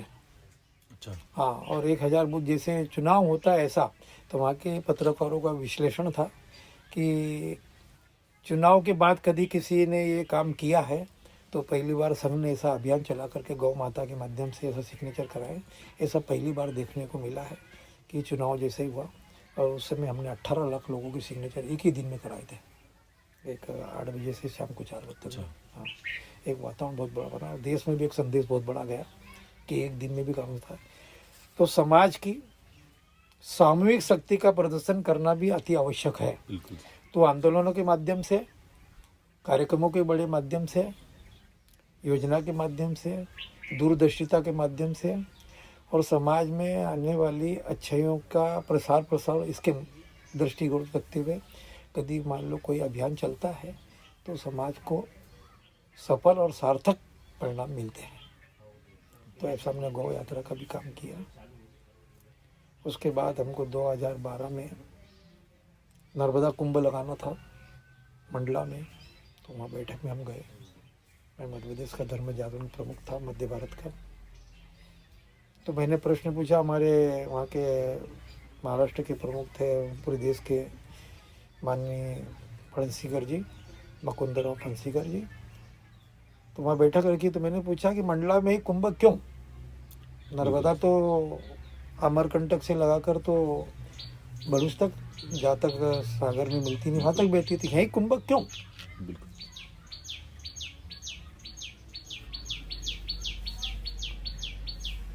तो इसका उत्तर देने के लिए उनको 3 महीने लग गए। 3 महीने बाद उन्होंने मेरे को बुलाया और कहा कि आपने जो प्रश्न पूछा था वो जायज़ था, अजायज़ भी था। तो उन्होंने कहा कि हम सामाजिक कुंभ कर रहे हैं, और हमने सबरी कुंभ लगाया तो सबरी की सनातन, जिसको कहे कि राम जी के काल के समय की सबरी थी, और उसकी साधना, सेवा और समर्पण आज तक समाज में छाया हुआ है। आज तक इतने लोग श्रद्धा भाव से देखते हैं कि आज भी उसके प्रति इतना समर्पण है। पढ़ा हो, लिखा हो, अनपढ़ हो, गंवार हो, ज्ञान अक्सर ज्ञान नहीं हो, ऐसा व्यक्ति भी उसके प्रति समर्पण भाव से, श्रद्धा से वहाँ आया। ऐसे ही नर्मदा के प्रति भी श्रद्धा है। और सामाजिक कुंभ लगाना है हमारा उद्देश्य। समाज में जागरण हो, समाज में सजगता हो, समाज में धर्म के प्रति आस्था हो, समाज में विकृतियां हैं वो दूर हो, समरसता हो। तो ये स्थान लगता है कि मंडला में करना चाहिए, ज़्यादा उपयुक्त है। तो वो स्थान चुना है, इसलिए वहाँ करना चाहिए। बहुत अच्छी बात है। उसकी पूरी प्लानिंग हुई, उसकी भी सारी योजना हुई। उसका हमने 1.5 करोड़ का साहित्य छपा है मध्य प्रदेश में, और सारी पुस्तकें छपाई। एक नर्मदा गाथा भी छपाई, उसमें जिसको कहें कि अमिताभ बच्चन की आवाज़ में उन्होंने रिकॉर्डिंग की थी, वो भी रिकॉर्डिंग उसमें छपी हुई मेरे पास आज उसका साहित्य रखा हुआ है। और ये सब मेरे जीवन में मैंने ये सबरी कुंभ कहो, राम सेतु आंदोलन कहो, अपने गौ यात्रा कहो, या नर्मदा कुंभ कहो, या इंदल यात्रा कहो, ये सब मेरे लगता है कि लगभग 5 करोड़ का साहित्य छपा चुके हम। और इसमें 35 से 40 किताबें ऐसी थी कि लेखन तो मैंने नहीं किया, जो भी मैंने संग्रहण किया और उसको फिर व्यवस्थित करके लिखने का काम करवाया और काम को प्रेरित किया, प्रचार प्रसार किया।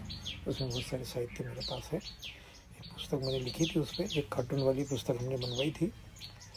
उन्होंने कहा था मनमोहन सिंह जी ने कि इस देश पर पहला अधिकार संशोधन का अल्पसंख्यकों का अधिकार है, उसके ऊपर मैंने एक पुस्तक बनाई थी। वो आज भी पुस्तक मेरे पास रखी हुई है मेरे पास। वो पूरे देश में प्रसिद्ध हुई। उसका मैंने विमोचन और प्रचार प्रसार और बड़ी पत्रकार वार्ता भोपाल में ली थी। तो 3 दिन तक पूरे राष्ट्रीय मीडिया में चला, बड़ा वो हुआ। संघ की क्षेत्र प्रचारक और पंचायत की अनुमति से चला पूरे देश भर में। संघ ने कहा ये कौन सा आपने वो किया, बहुत ही बढ़िया वो विषय निकला था। वो चर्चित विषय बना। पत्रकारों ने अनेक जगह पूछा। मैंने कहा यार, जो देश के बारे में ऐसा बोल सकता है तो उसका साइड इफेक्ट समाज में क्या पड़ेगा, राष्ट्र पे क्या पड़ेगा, राष्ट्र की व्यवस्थाओं में क्या पड़ेगा, संवैधानिक व्यवस्थाओं में क्या पड़ेगा, इसका हम तो प्रचार प्रसार कर रहे हैं। नेगेटिव कभी वो अगर बोल रहे हैं तो हम पॉजिटिव तो करेंगे ना, कुछ नहीं कुछ। तो मैंने कहा हमारा काम हम कर रहे हैं, उनका काम वो कर रहे हैं। उनको वो अच्छा लगता है, हमको ये अच्छा लगता है। तो अच्छा काम करने में बुराई क्या है? हम किसी के विरुद्ध थोड़ी खड़े हैं, हम तो हमारे पक्ष में खड़े हैं। बहुत सुंदर। और इसी पत्रकार वार्ता लेकर धुआंधार हो गया और हम वहाँ से आ गए। गौ यात्रा में भी मेरे को ऐसे 52-55 पत्रकार वार्ता करने का मौका मिला। तो संघ में लोकप्रियता नहीं है, संघ में व्यक्ति महत्व नहीं है। जब भी ऐसे भिन्न भिन्न आंदोलन आए तो मैं समाज के बीच में आने से हमको अनेक प्रकार के विभिन्न प्रकार के काम करने का अवसर प्राप्त हुआ। आपने पूछा है कि इंदल के बारे में, तो 2011 में कुंभ समाप्त हो गए फरवरी में। उसके बाद हम कुछ लोग ऐसे ही भोपाल में बैठे थे, तो कुछ लोगों ने कहा कि भाई साहब ऐसा इंदल करो, देखने के इंदल करेंगे इस साल। तो मैंने कहा करो तो ऐसा करो कि देश दुनिया दिखती रह जाए। तो उन्होंने कहा कि ऐसा क्या है? तो मैंने कहा कि देखो देखेंगे तो दुनिया दिखती रह जाए, ऐसे ही करेंगे। तो शरद पूर्णिमा का शिव पंथ का कार्यक्रम था इधर सेंधवा तहसील में, उधर बलवाड़ी से आगे एक पांजरिया करके गांव है। तो अंतर सिंह जी आर्य, मुझे इसके पहले मैं 2-3 कार्यक्रम में रहा था। तो उन्होंने मुझे कहा कि पहले कार्यक्रम में गया था तो यहाँ पर था अपने काजल माता करके स्थान है, यहाँ पर ये सिदड़ी के ऊपर 1 लाखों लोग आए थे उसमें। तो उन्होंने कहा राम जी यहाँ राजनीतिक बात मत रखना। तो शायद उनको ये मालूम था कि जिस विश्वविद्यालय से हम निकले हैं वहाँ हमको किन किन बातों का प्रशिक्षण दिया जाता है और किन बातों का व्यवहारिक ज्ञान दिया जाता है। समाज को जोड़ने का काम करते, तोड़ने का काम नहीं हम करते। ऐसा मैंने उनको समझाया। और जब मैंने वहाँ उद्बोधन रखा तो बाद में मुझे आए कि नहीं, सही तो आप समझते हैं कि जन समाज में क्या है। तो मैंने उस समय सबरी की बात रखी, उस समय मैंने वाल्मीकि जी की बात रखी। मैंने रखा कि मैंने कहा कि ये समाज जो बैठा है सामने, इनके पूर्वजों के द्वारा लिखित और इनके पूर्वजों के द्वारा सेवा और समर्पण का भाव और साधना का भाव, आज लोग उस पर PhD कर रहे हैं, पढ़ रहे हैं, लिख रहे हैं, समझ रहे हैं करोड़ों लाखों लोगों से, लाखों वर्षों से। मैंने कहा ये वो समाज है।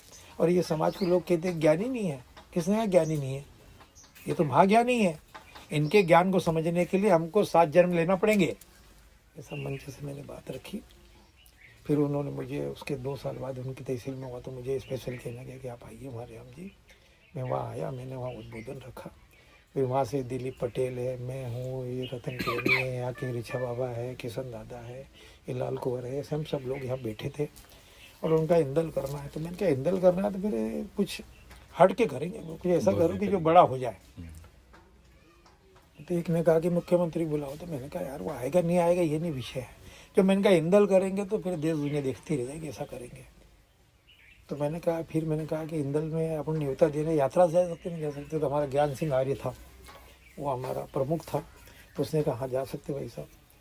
तो एक भी चित्र, उसके पहले एक भी इंदल का चित्र नहीं था उस तारीख तक। तो हमने उसके घर पे उसके पिताजी ने पूजन किया और हम सितंबर में अक्टूबर में ये शरद पूर्णिमा आती है उस समय आसपास, तो उसके 3-4 दिन बाद हम गए और वहाँ पर उन्होंने उस पेड़ की पूजा करी, उसकी 3 डगा लाए, उसके घर के सामने गाड़ी वैसे वैसे दीपक जलाए, उसके फ़ोटो खींचे। वो मनसुख भाई को बुलाया फोटोग्राफर को, उसने फ़ोटो निकाले और ये सब हमने किया और फिर यात्रा का हमने आयोजन किया। पहली यात्रा की हमने बैठक ली यहाँ पर ओझर में भगवान हनुमान जी मंदिर पे। तो बड़ी संख्या में हमने बुलाए 50-100 लोगों को और आगे 250-300 लोग बड़ी संख्या में आ गए। हमको लगा कि यार ये तो बहुत बड़ा काम है। दूसरी बैठक हमने बंदारेश्वर माँ शिव मंदिर पे रखी। वहाँ शिव मंदिर पे रखने के बाद में वहाँ के लोगों ने बैठक रखी तो उधर शहादा के भी आ गए। तो एक ने वहाँ प्रश्न उठाया कि हमारी परंपरा में तो न्योता हम लोग ऐसा देने जाते नहीं हैं। तो हमने सबका गंतव्य सुनने के बाद फिर मैंने कहा कि आप सब लोग आए, सबका विचार सुना है और सबका विचार शुद्ध और सात्विक और पवित्र और प्रेरणादायक रहा है। क्योंकि सबका निचोड़ और विश्लेषण मुझे लगता है कि मैं आपके सामने कुछ बातें रखना चाहता हूँ। ये मैं देखता हूँ कि हमारी 4 पीढ़ी पहले हमारे पास क्या था और आज हमारे पास क्या है। तो पहले 4 पीढ़ी के पास 6 पीढ़ी के पास कपड़े नहीं ठीक से थे, खाने को ठीक से था नहीं, साधन ठीक नहीं था। आज हमारे पास मोटरसाइकिल भी आ गई है, आज हमारे पास रहने का भी है, साधन भी है, सब कुछ है। हम वाहन से जाते हैं, किसी के यहाँ जाते हैं तो मोटरसाइकिल जाते हैं या किराए गाड़ी करके ले जाते हैं। तो मैंने कहा भगवान का निबंधन देने में ऐसा क्यों? बदल गया, समाज बदल रहा है, हम बदल रहे हैं तो समाज बदल रहा है, तो भगवान की व्यवस्था भी बदल रही है। तो सब लोगों ने कहा, मैंने कहा ये करना चाहिए नहीं करना चाहिए, आप बदले कि नहीं बदले? कि बदले। तो मैंने कहा कि फिर आप बदले तो अपनी कार्यशैली बदलना चाहिए, नहीं बदलना चाहिए। तो फिर अपना भगवान की अपनी रीति पद्धति जो जा रही है तो बदलना चाहिए, नहीं बदलना चाहिए, क्यों नहीं बदलना चाहिए? तो उनका बदलना चाहिए। अनेक लोग नौकरी कर रहे हैं, अनेक लोग संपन्न होते जा रहे हैं, तो मैंने कहा अपन क्यों नहीं बदलना चाहिए? तो हमने यात्रा का आयोजन किया और यात्रा में हमने रतन प्रेमी को कवि थे, उन्होंने बारेली भाषा में 6 गीत लिखे। हमारे इंदल भगवान आयो रे, इंदल भगवान आयो रे, हमारे आंगन में इंदल भगवान आयो रे, ऐसे उन्होंने बड़े प्रसिद्ध हुए गीत। हाँ बहुत। वो तो मुझे लगता है कि आज की तारीख में 10-12 लाख लोगों के पास होगा वो गीत। बहुत चला गीत, अभी भी चलते वो गीत। और वो गीत को हम पहले से उसको गीत को लिखवाया, उस गीत को गाने के लिए हम खरगोन गए, एक को बुलाए, बारेली भाषा में गीत गाए। और जब वो जिस स्टूडियो में तैयार हुआ और फिर हमारी गाड़ी पे माइक लगे थे, हम रात को 2 बजे लेकर के यहाँ से सीधे बालसमुद से अंदर घुसे और जैसे वनवासी क्षेत्र में जैसे गए वैसे लोग जैसे आवाज़ हमने बढ़ाई तो लोग बाहर आके नाचने लग गए। वो हमारे ये उकलिया है, इसके खोपड़ी की यहाँ बजाना चालू किया 10 मिनट, तो मार पति पत्नी दोनों डायला डायली आकर नाच रहे। उनको समझ में आया। मैंने कहा अपन सिद्ध हो गए ज्ञान सिंह, कि क्या बात करो? मैंने कहा हाँ प्रसिद्ध है। वो गीत भजन कैसे हुए। जो बात, यात्रा का आयोजन हो गया, मुख्यमंत्री के पास गए, मुख्यमंत्री को कहा कि ऐसी ऐसी यात्रा है। हमने कहा 25 दिसंबर को आपको आना है। उन्होंने कहा अटल जी का जन्मदिन है, मैं नहीं आ सकता। तो हम बाहर निकले, हमने कहा क्यों भाई क्या है 25 को करना है कि अपन आगे पीछे करना, अपना कौन सकता ही है कि भाई साहब 23 कर दो। हमारे साथ गए थे 8-10 लोग, दीवान सिंह भी गया था, उसने 23 का कर दो, तो हमने 23 का करवा दिया। अब जब 23 का करा दिया तो उन्होंने कहा ठीक मैं आऊँगा।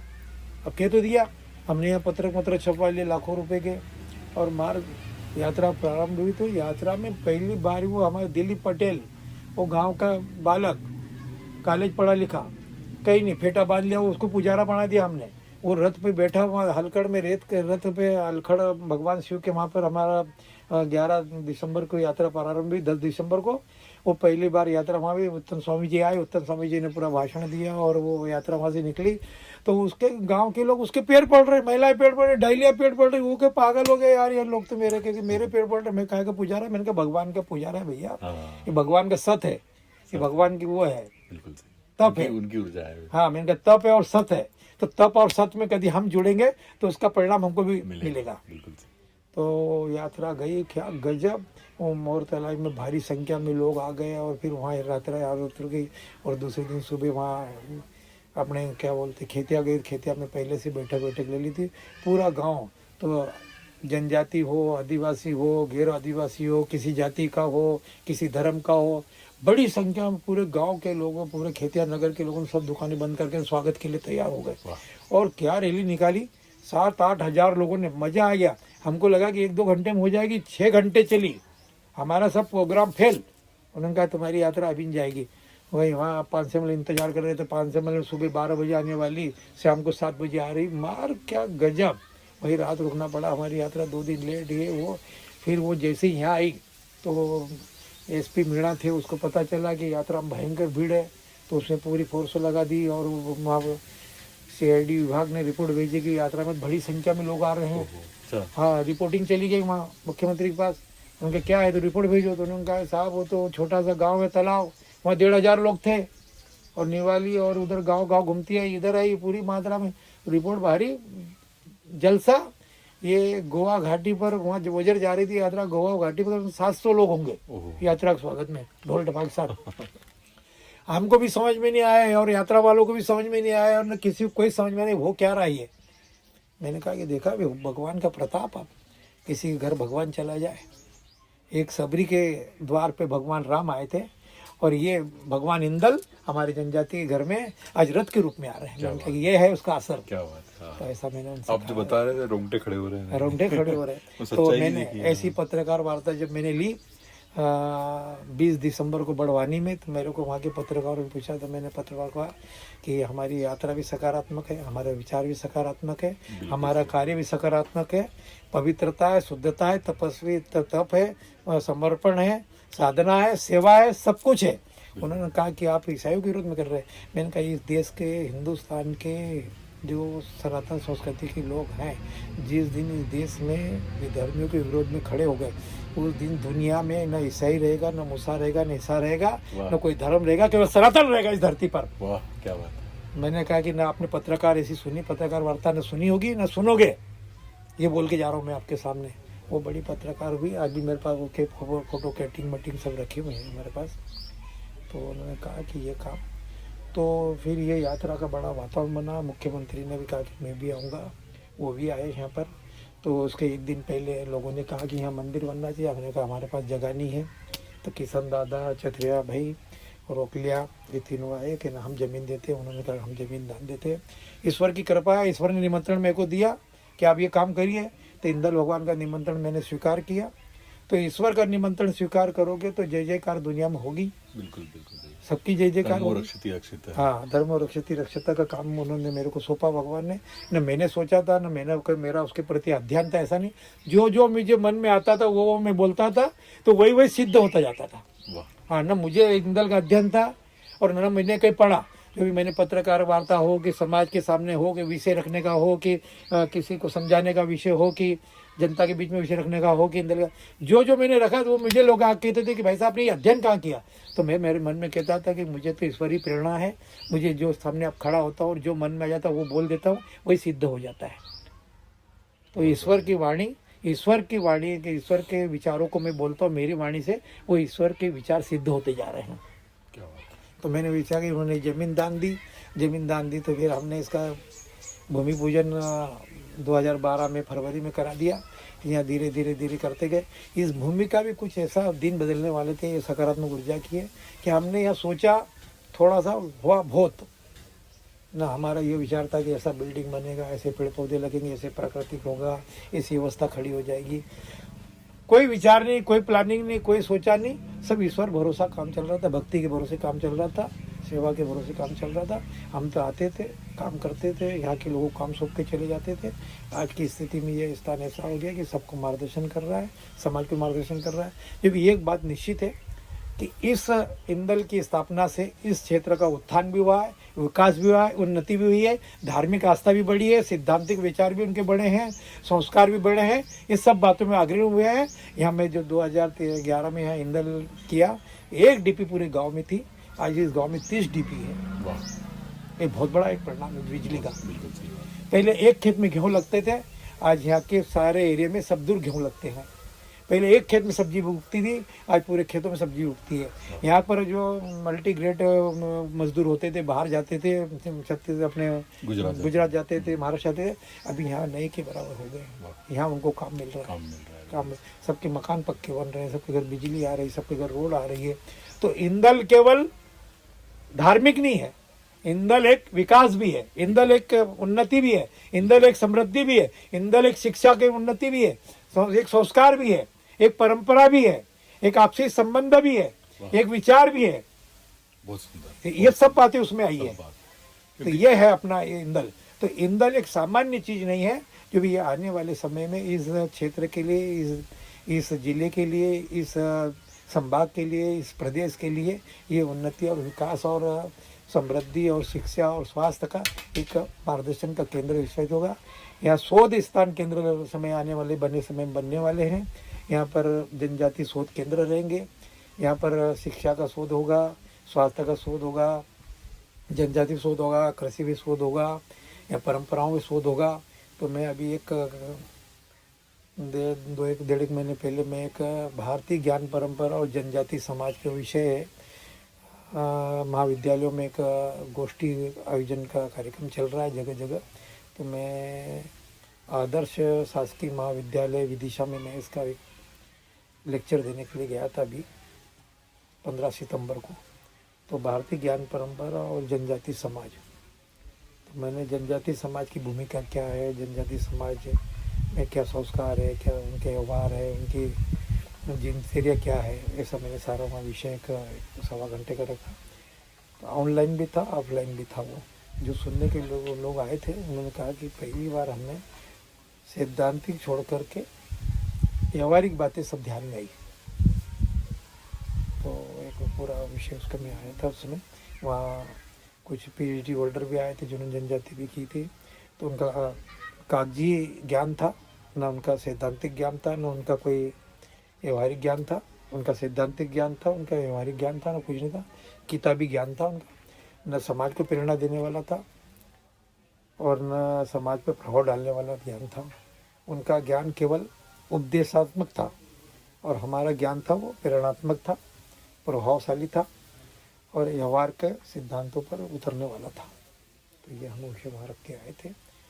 तो मुझे लगता है कि हिंदल यात्रा हमारे जीवन का एक बहुत बड़ा देह मार्ग है और व्यक्ति चलता रहता है धर्म गंगा के अंतर्गत, तो उसको अनेक प्रकार के अनुभव भी आते रहते हैं और उसका परिणाम ये होता है, वो तो निखरता ही है कि उसका मन, उसका विचार, उसकी साधना, उसकी तपस्या, उसकी सेवा शुद्ध और सात्विक और पवित्र होती है। तो दुनिया में कोई भी संघर्ष नहीं है, कोई भी चुनौती नहीं है। बिल्कुल। चुनौती हमारे अंदर है। जो हमारे अंदर की चुनौतियां समाप्त हो गई है तो समाज की चुनौतियां अपने आप समाप्त हो जाती है। बहुत राष्ट्र की चुनौतियां अपने आप समाप्त हो जाती है। बिल्कुल। देश की चुनौतियां अपने आप समाप्त हो जाती है। धर्म की चुनौतियां अपने आप समाप्त हो जाती है। हमारे अपने अंदर चुनौतियों को हमने घर बना रखा है, इसलिए सामने की चुनौतियां हमको दिखती है। वो चुनौतियां भौतिक है, आध्यात्मिक नहीं है। आध्यात्मिक चुनौती तो अंदर है। आपकी चुनौती को आप बाहर निकालिए।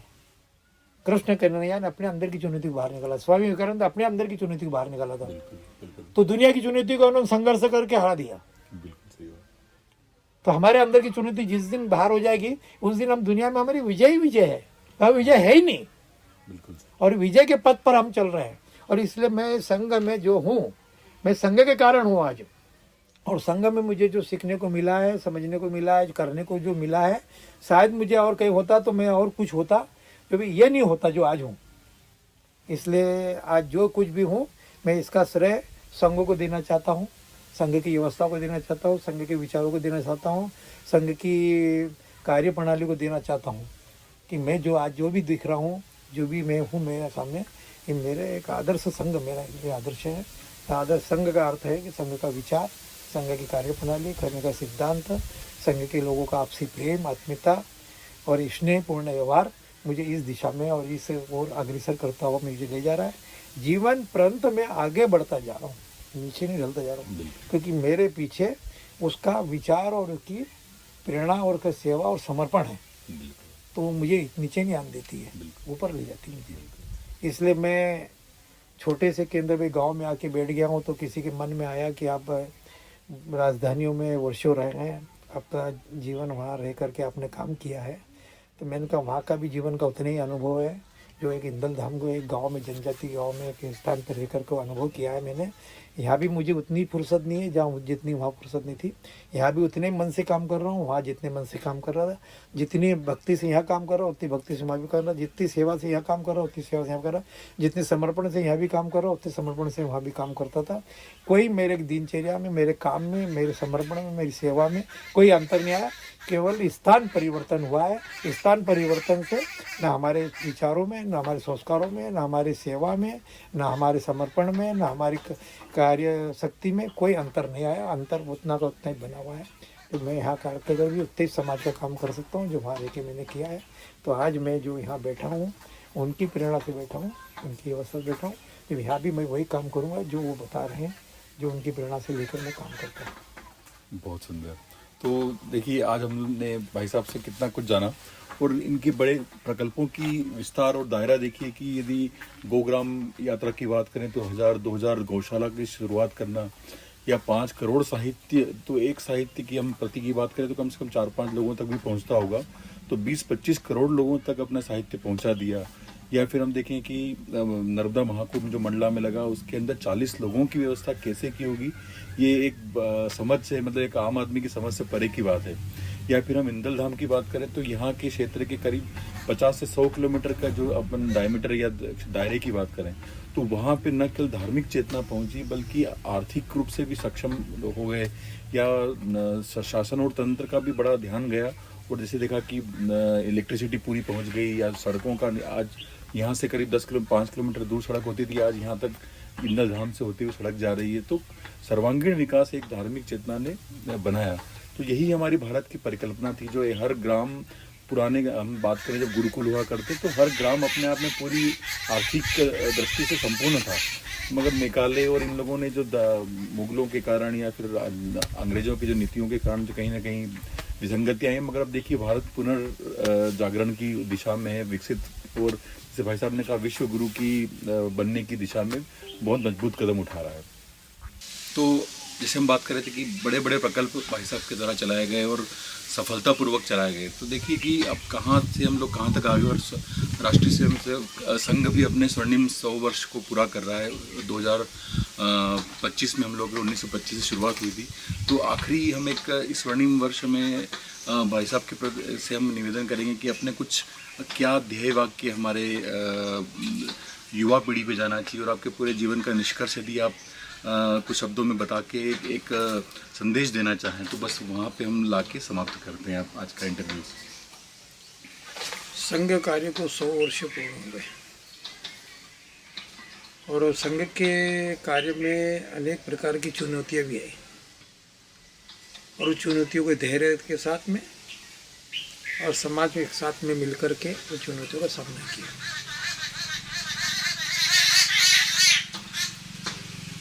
जो हमारे विरोधी कल हैं, आज हैं, वो कल हमारे संसद भी है, क्योंकि हमारा विचार दृढ़ और सुदृढ़ और सनातनी है। संघ ने नया कुछ नहीं किया, जो पहले सब कुछ था वही करते आगे बढ़ता चला गया। और इसलिए संघ ने अपने इस 100 वर्ष की यात्रा पूर्ण करने पर पंच परिवर्तन की बात की है समाज में। तो पंच परिवर्तन में जिसको कहे कि जल संरक्षण की बात भी है, नागरिकता की बात भी है कि नागरिक करते हुए क्या मनुष्य का, इसका बोध भी कराना है। बिल्कुल। समरसता की बात भी है। ऐसे पंच विषयों पर लेकर के समाज के बीच में जा रहे हैं विषय लेकर। मुझे लगता है कि पंच परिवर्तन का सबसे महत्वपूर्ण बिंदु है वो नागरिकता का है। जिस देश का, जिस नागरिक का नागरिक अमूल्यन हो जाए तो समाज पतन की ओर जाता है, और उसकी नागरिकता कभी श्रेष्ठ है समाज और राष्ट्र के प्रति समर्पित है, धर्म के प्रति समर्पित है, समाज के प्रति समर्पित है, तो दुनिया की कोई भी ताकत उसको गिरा नहीं सकती। इसलिए नागरिकता का बोध कराना, इस संघ में अनुशासन का बोध कराना, स्वायत्तत्व का बोध कराना, स्वावलंबन का बोध कराना, ये संघ लगातार करते आ रहा है। और इसलिए पंच परिवर्तन के माध्यम से समाज में 100 वर्ष पूरे होने के माध्यम से संघ की 100 वर्ष की यात्रा देश भर में एक लोगों में सकारात्मक विचार लेके जा रही है। काम कैसे कैसे बढ़ता गया, समाज की क्या क्या काम होते गए, अनेक देश के अनेक जिसको कहें कि संघ के वरिष्ठ अधिकारी, केंद्रीय अधिकारी इसको विषय को लेकर जा रहे हैं। साधारण स्वयंसेवक से लगाकर तो सरसंचालक जी तक एक ही काम अभी कर रहे हैं, संघ की 100 वर्ष की यात्रा को समाज के बीच कैसा ले जाए। समाज का बड़ी मात्रा में उसको प्रतिसाद भी मिल रहा है, सहयोग भी मिल रहा है और सक्रियता भी समाज की बढ़ रही है।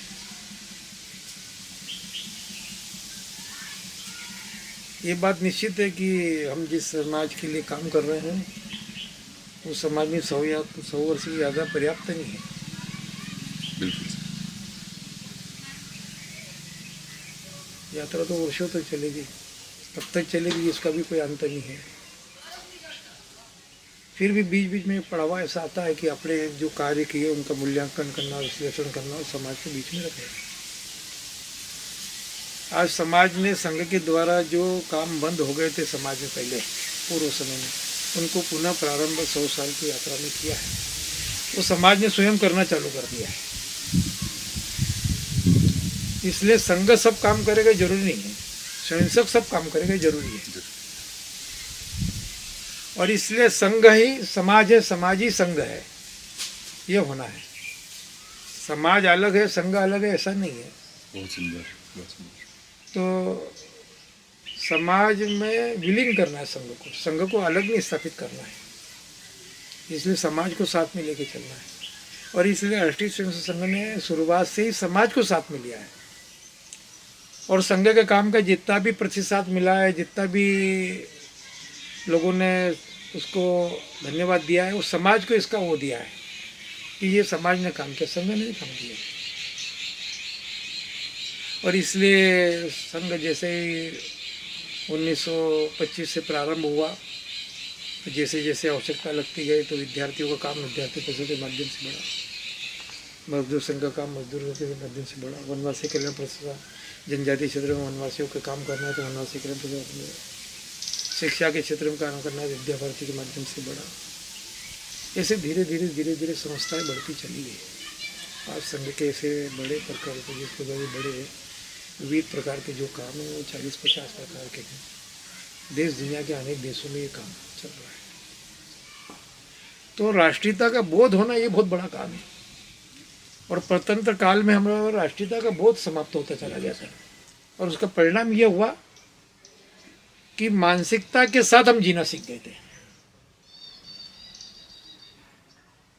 और संघ ने मानसिकता, गुलामी की मानसिकता छोड़कर जीना सिखाना चालू कर दिया। बहुत बड़ी बात। ये सर। और जिस दिन समाज ये सीख जाएगा तो समाज सब काम अपने आप कर लेगा, स्वयं कर लेगा। ये बहुत बड़ा विषय है अपने लिए। इसलिए प्रत्येक स्वयंसेवक को इस शताब्दी वर्ष में, प्रत्येक नागरिक को अपने कर्तव्य का बोध आने के लिए सक्रियता और सेवा और समर्पण का भाव रखना चाहिए। इसलिए समाज के सामने अब केवल संघ को विषय रखने की जरूरत है। समाज उसको हाथों हाथ उठाता है और हाथों हाथ परिणाम तक ले जाता है, कोई सा भी काम हो। इस देश में हमने देखा होगा कि राम जन्मभूमि का पिछले 500 वर्षों से लगातार संघर्ष रहा।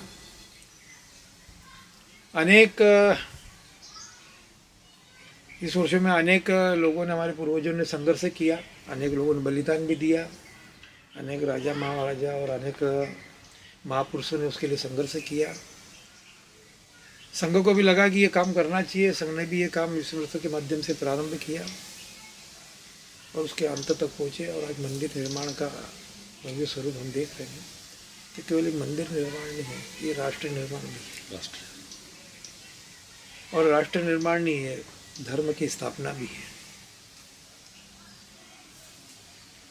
और धर्म स्थापना नहीं है तो ये मनुष्य के कल्याण की स्थापना भी है।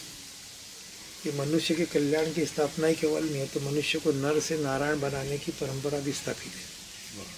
ये छोटी मोटी बात नहीं है। एक जन सामान्य व्यक्ति केवल इसको एक मंदिर समझता है, विचार समझता है, धर्म समझता है। जब इसके पीछे का रहस्य हम समझेंगे तो वो तो इसकी गहराई में जाने के बाद ही समझ में आएगा। तो हमारे देश के जो कर्णधार हैं, जो सोच समझ के काम कर रहे हैं, और उसकी दूरदृष्टि उनकी बहुत लंबी है। और इसके कारण मंदिर केवल एक मंदिर नहीं है, मंदिर एक भारत का उज्ज्वल भविष्य है। भारत की परंपराओं को विश्व गुरु पे स्थापित करने का एक माध्यम है। और इसलिए देश दुनिया के लोग हमारी ओर नजर उठा कर देख रहे हैं कि भारत क्या करेगा। और संघ ने 100 साल में जो विचार शून्य था, डॉक्टर हेडगेवार के समय में डॉक्टर हेडगेवार स्वयं नागपुर के मैदान पे जाकर ये कह रहे थे कि हजारों लोगों की, लाखों लोगों की सभा में केवल चल गया, क्या चल गया ये पता नहीं, जो सब लोग घर भाग गए, अपने आप को अकेलापन महसूस कर रहे थे। डॉक्टर साहब को ये बात समझ में आ गई कि स्वतंत्रता की इतनी छाप पड़ी हुई है कि कोई पूछने को तैयार नहीं, अपने आप में कि भग रहे हैं, जा रहे हैं, ये विश्वास ही नहीं है कि हम इतने सारे लोग हैं, हम कुछ भी कर सकते हैं। ये भाव को उनको ध्यान में रखते हुए उन्होंने संघ की स्थापना करी। और आज उन्होंने जो स्थापना जिस विचार से की थी वो सिद्ध और परिणामकारक हुई है। विश्वास जगा है, श्रद्धा मन में जगी है, और कार्य के प्रति समर्पण जगा है। और जो काम दुनिया में कोई कर नहीं सकता वो काम भी करने के लिए स्वयं उत्कृष्ट है। वो मौत का दर्शन होता हो कि वो जिसको सीमा पे हो, कि देश के अंदर की चुनौतियां ऐसी हो, संघर्षशील हो, कोरोना हो, कि गुजरात का महामारी भूकंप आया तो वो हो। उस स्थिति में स्वयंसेवक ने जो अपनी भूमिका निभाई थी, उस भूमिका को कभी विचार करेंगे तो प्राण दांव पे लगाए थे। और प्राण दांव पे लगा करके हजारों लोगों ने अपनी सेवा करी और प्राण दांव पे भी लगा दिए। इंदौर का कभी हम इतिहास उठा के देखें तो अभी 5-7 साल 10 साल पहले की बात है, वहाँ पानी पूरे शहर में भरा गया और लोग हाय तबाह मच गई है। हमारे एक स्वयंसेवक था उधर बस्ती का, अपना प्राण दांव पे लगा करके, अपनी जान बचा करके, अपनी जान खतरे में डाल करके और अपनी जान बलिदान दे दिया उन्होंने उस पानी में, और लोगों को बचा दिया। ये बहुत बड़ा एक सामान्य व्यक्ति के जीवन में ये भाव पैदा करना, ये संघ की शाखा का जो मैदान का काम है वही काम कर सकती है। इसलिए परम पूज्य गुरु जी ने कहा था ये संघ की शाखा खेल का मैदान नहीं करे, ये निष्ठा का भाव जगाने का भी है, ये संस्कार देने का भी है, ये संस्कृति और व्यक्ति निर्माण की ये भूमि है। इसलिए हमारी शाखा सामान्य परिणाम नहीं असामान्य परिणाम देती है। और संघ सामान्य लोगों से असामान्य काम करवा लेता है। असामान्य उनमें जिसको कहे कि असामान्य उनमें क्षमताएं पैदा कर देता है। सामान्य व्यक्ति में असामान्य क्षमताएं पैदा करके असामान्य कार्य करवा लेता है। संघ की भूमिका है। मुझे लगता है कि आज की आपने जो मेरे से सारी बातें आपने पूछी, इसके लिए आपको बहुत बहुत धन्यवाद। आप हमारे केंद्र पर आए, अपने दर्शन किए, इसके मेरे हृदय से आपको धन्यवाद देता हूँ। भारत माता की जय, वंदे मातरम, जय हिंद, जय भारत, जय हिंद। जय हिंद।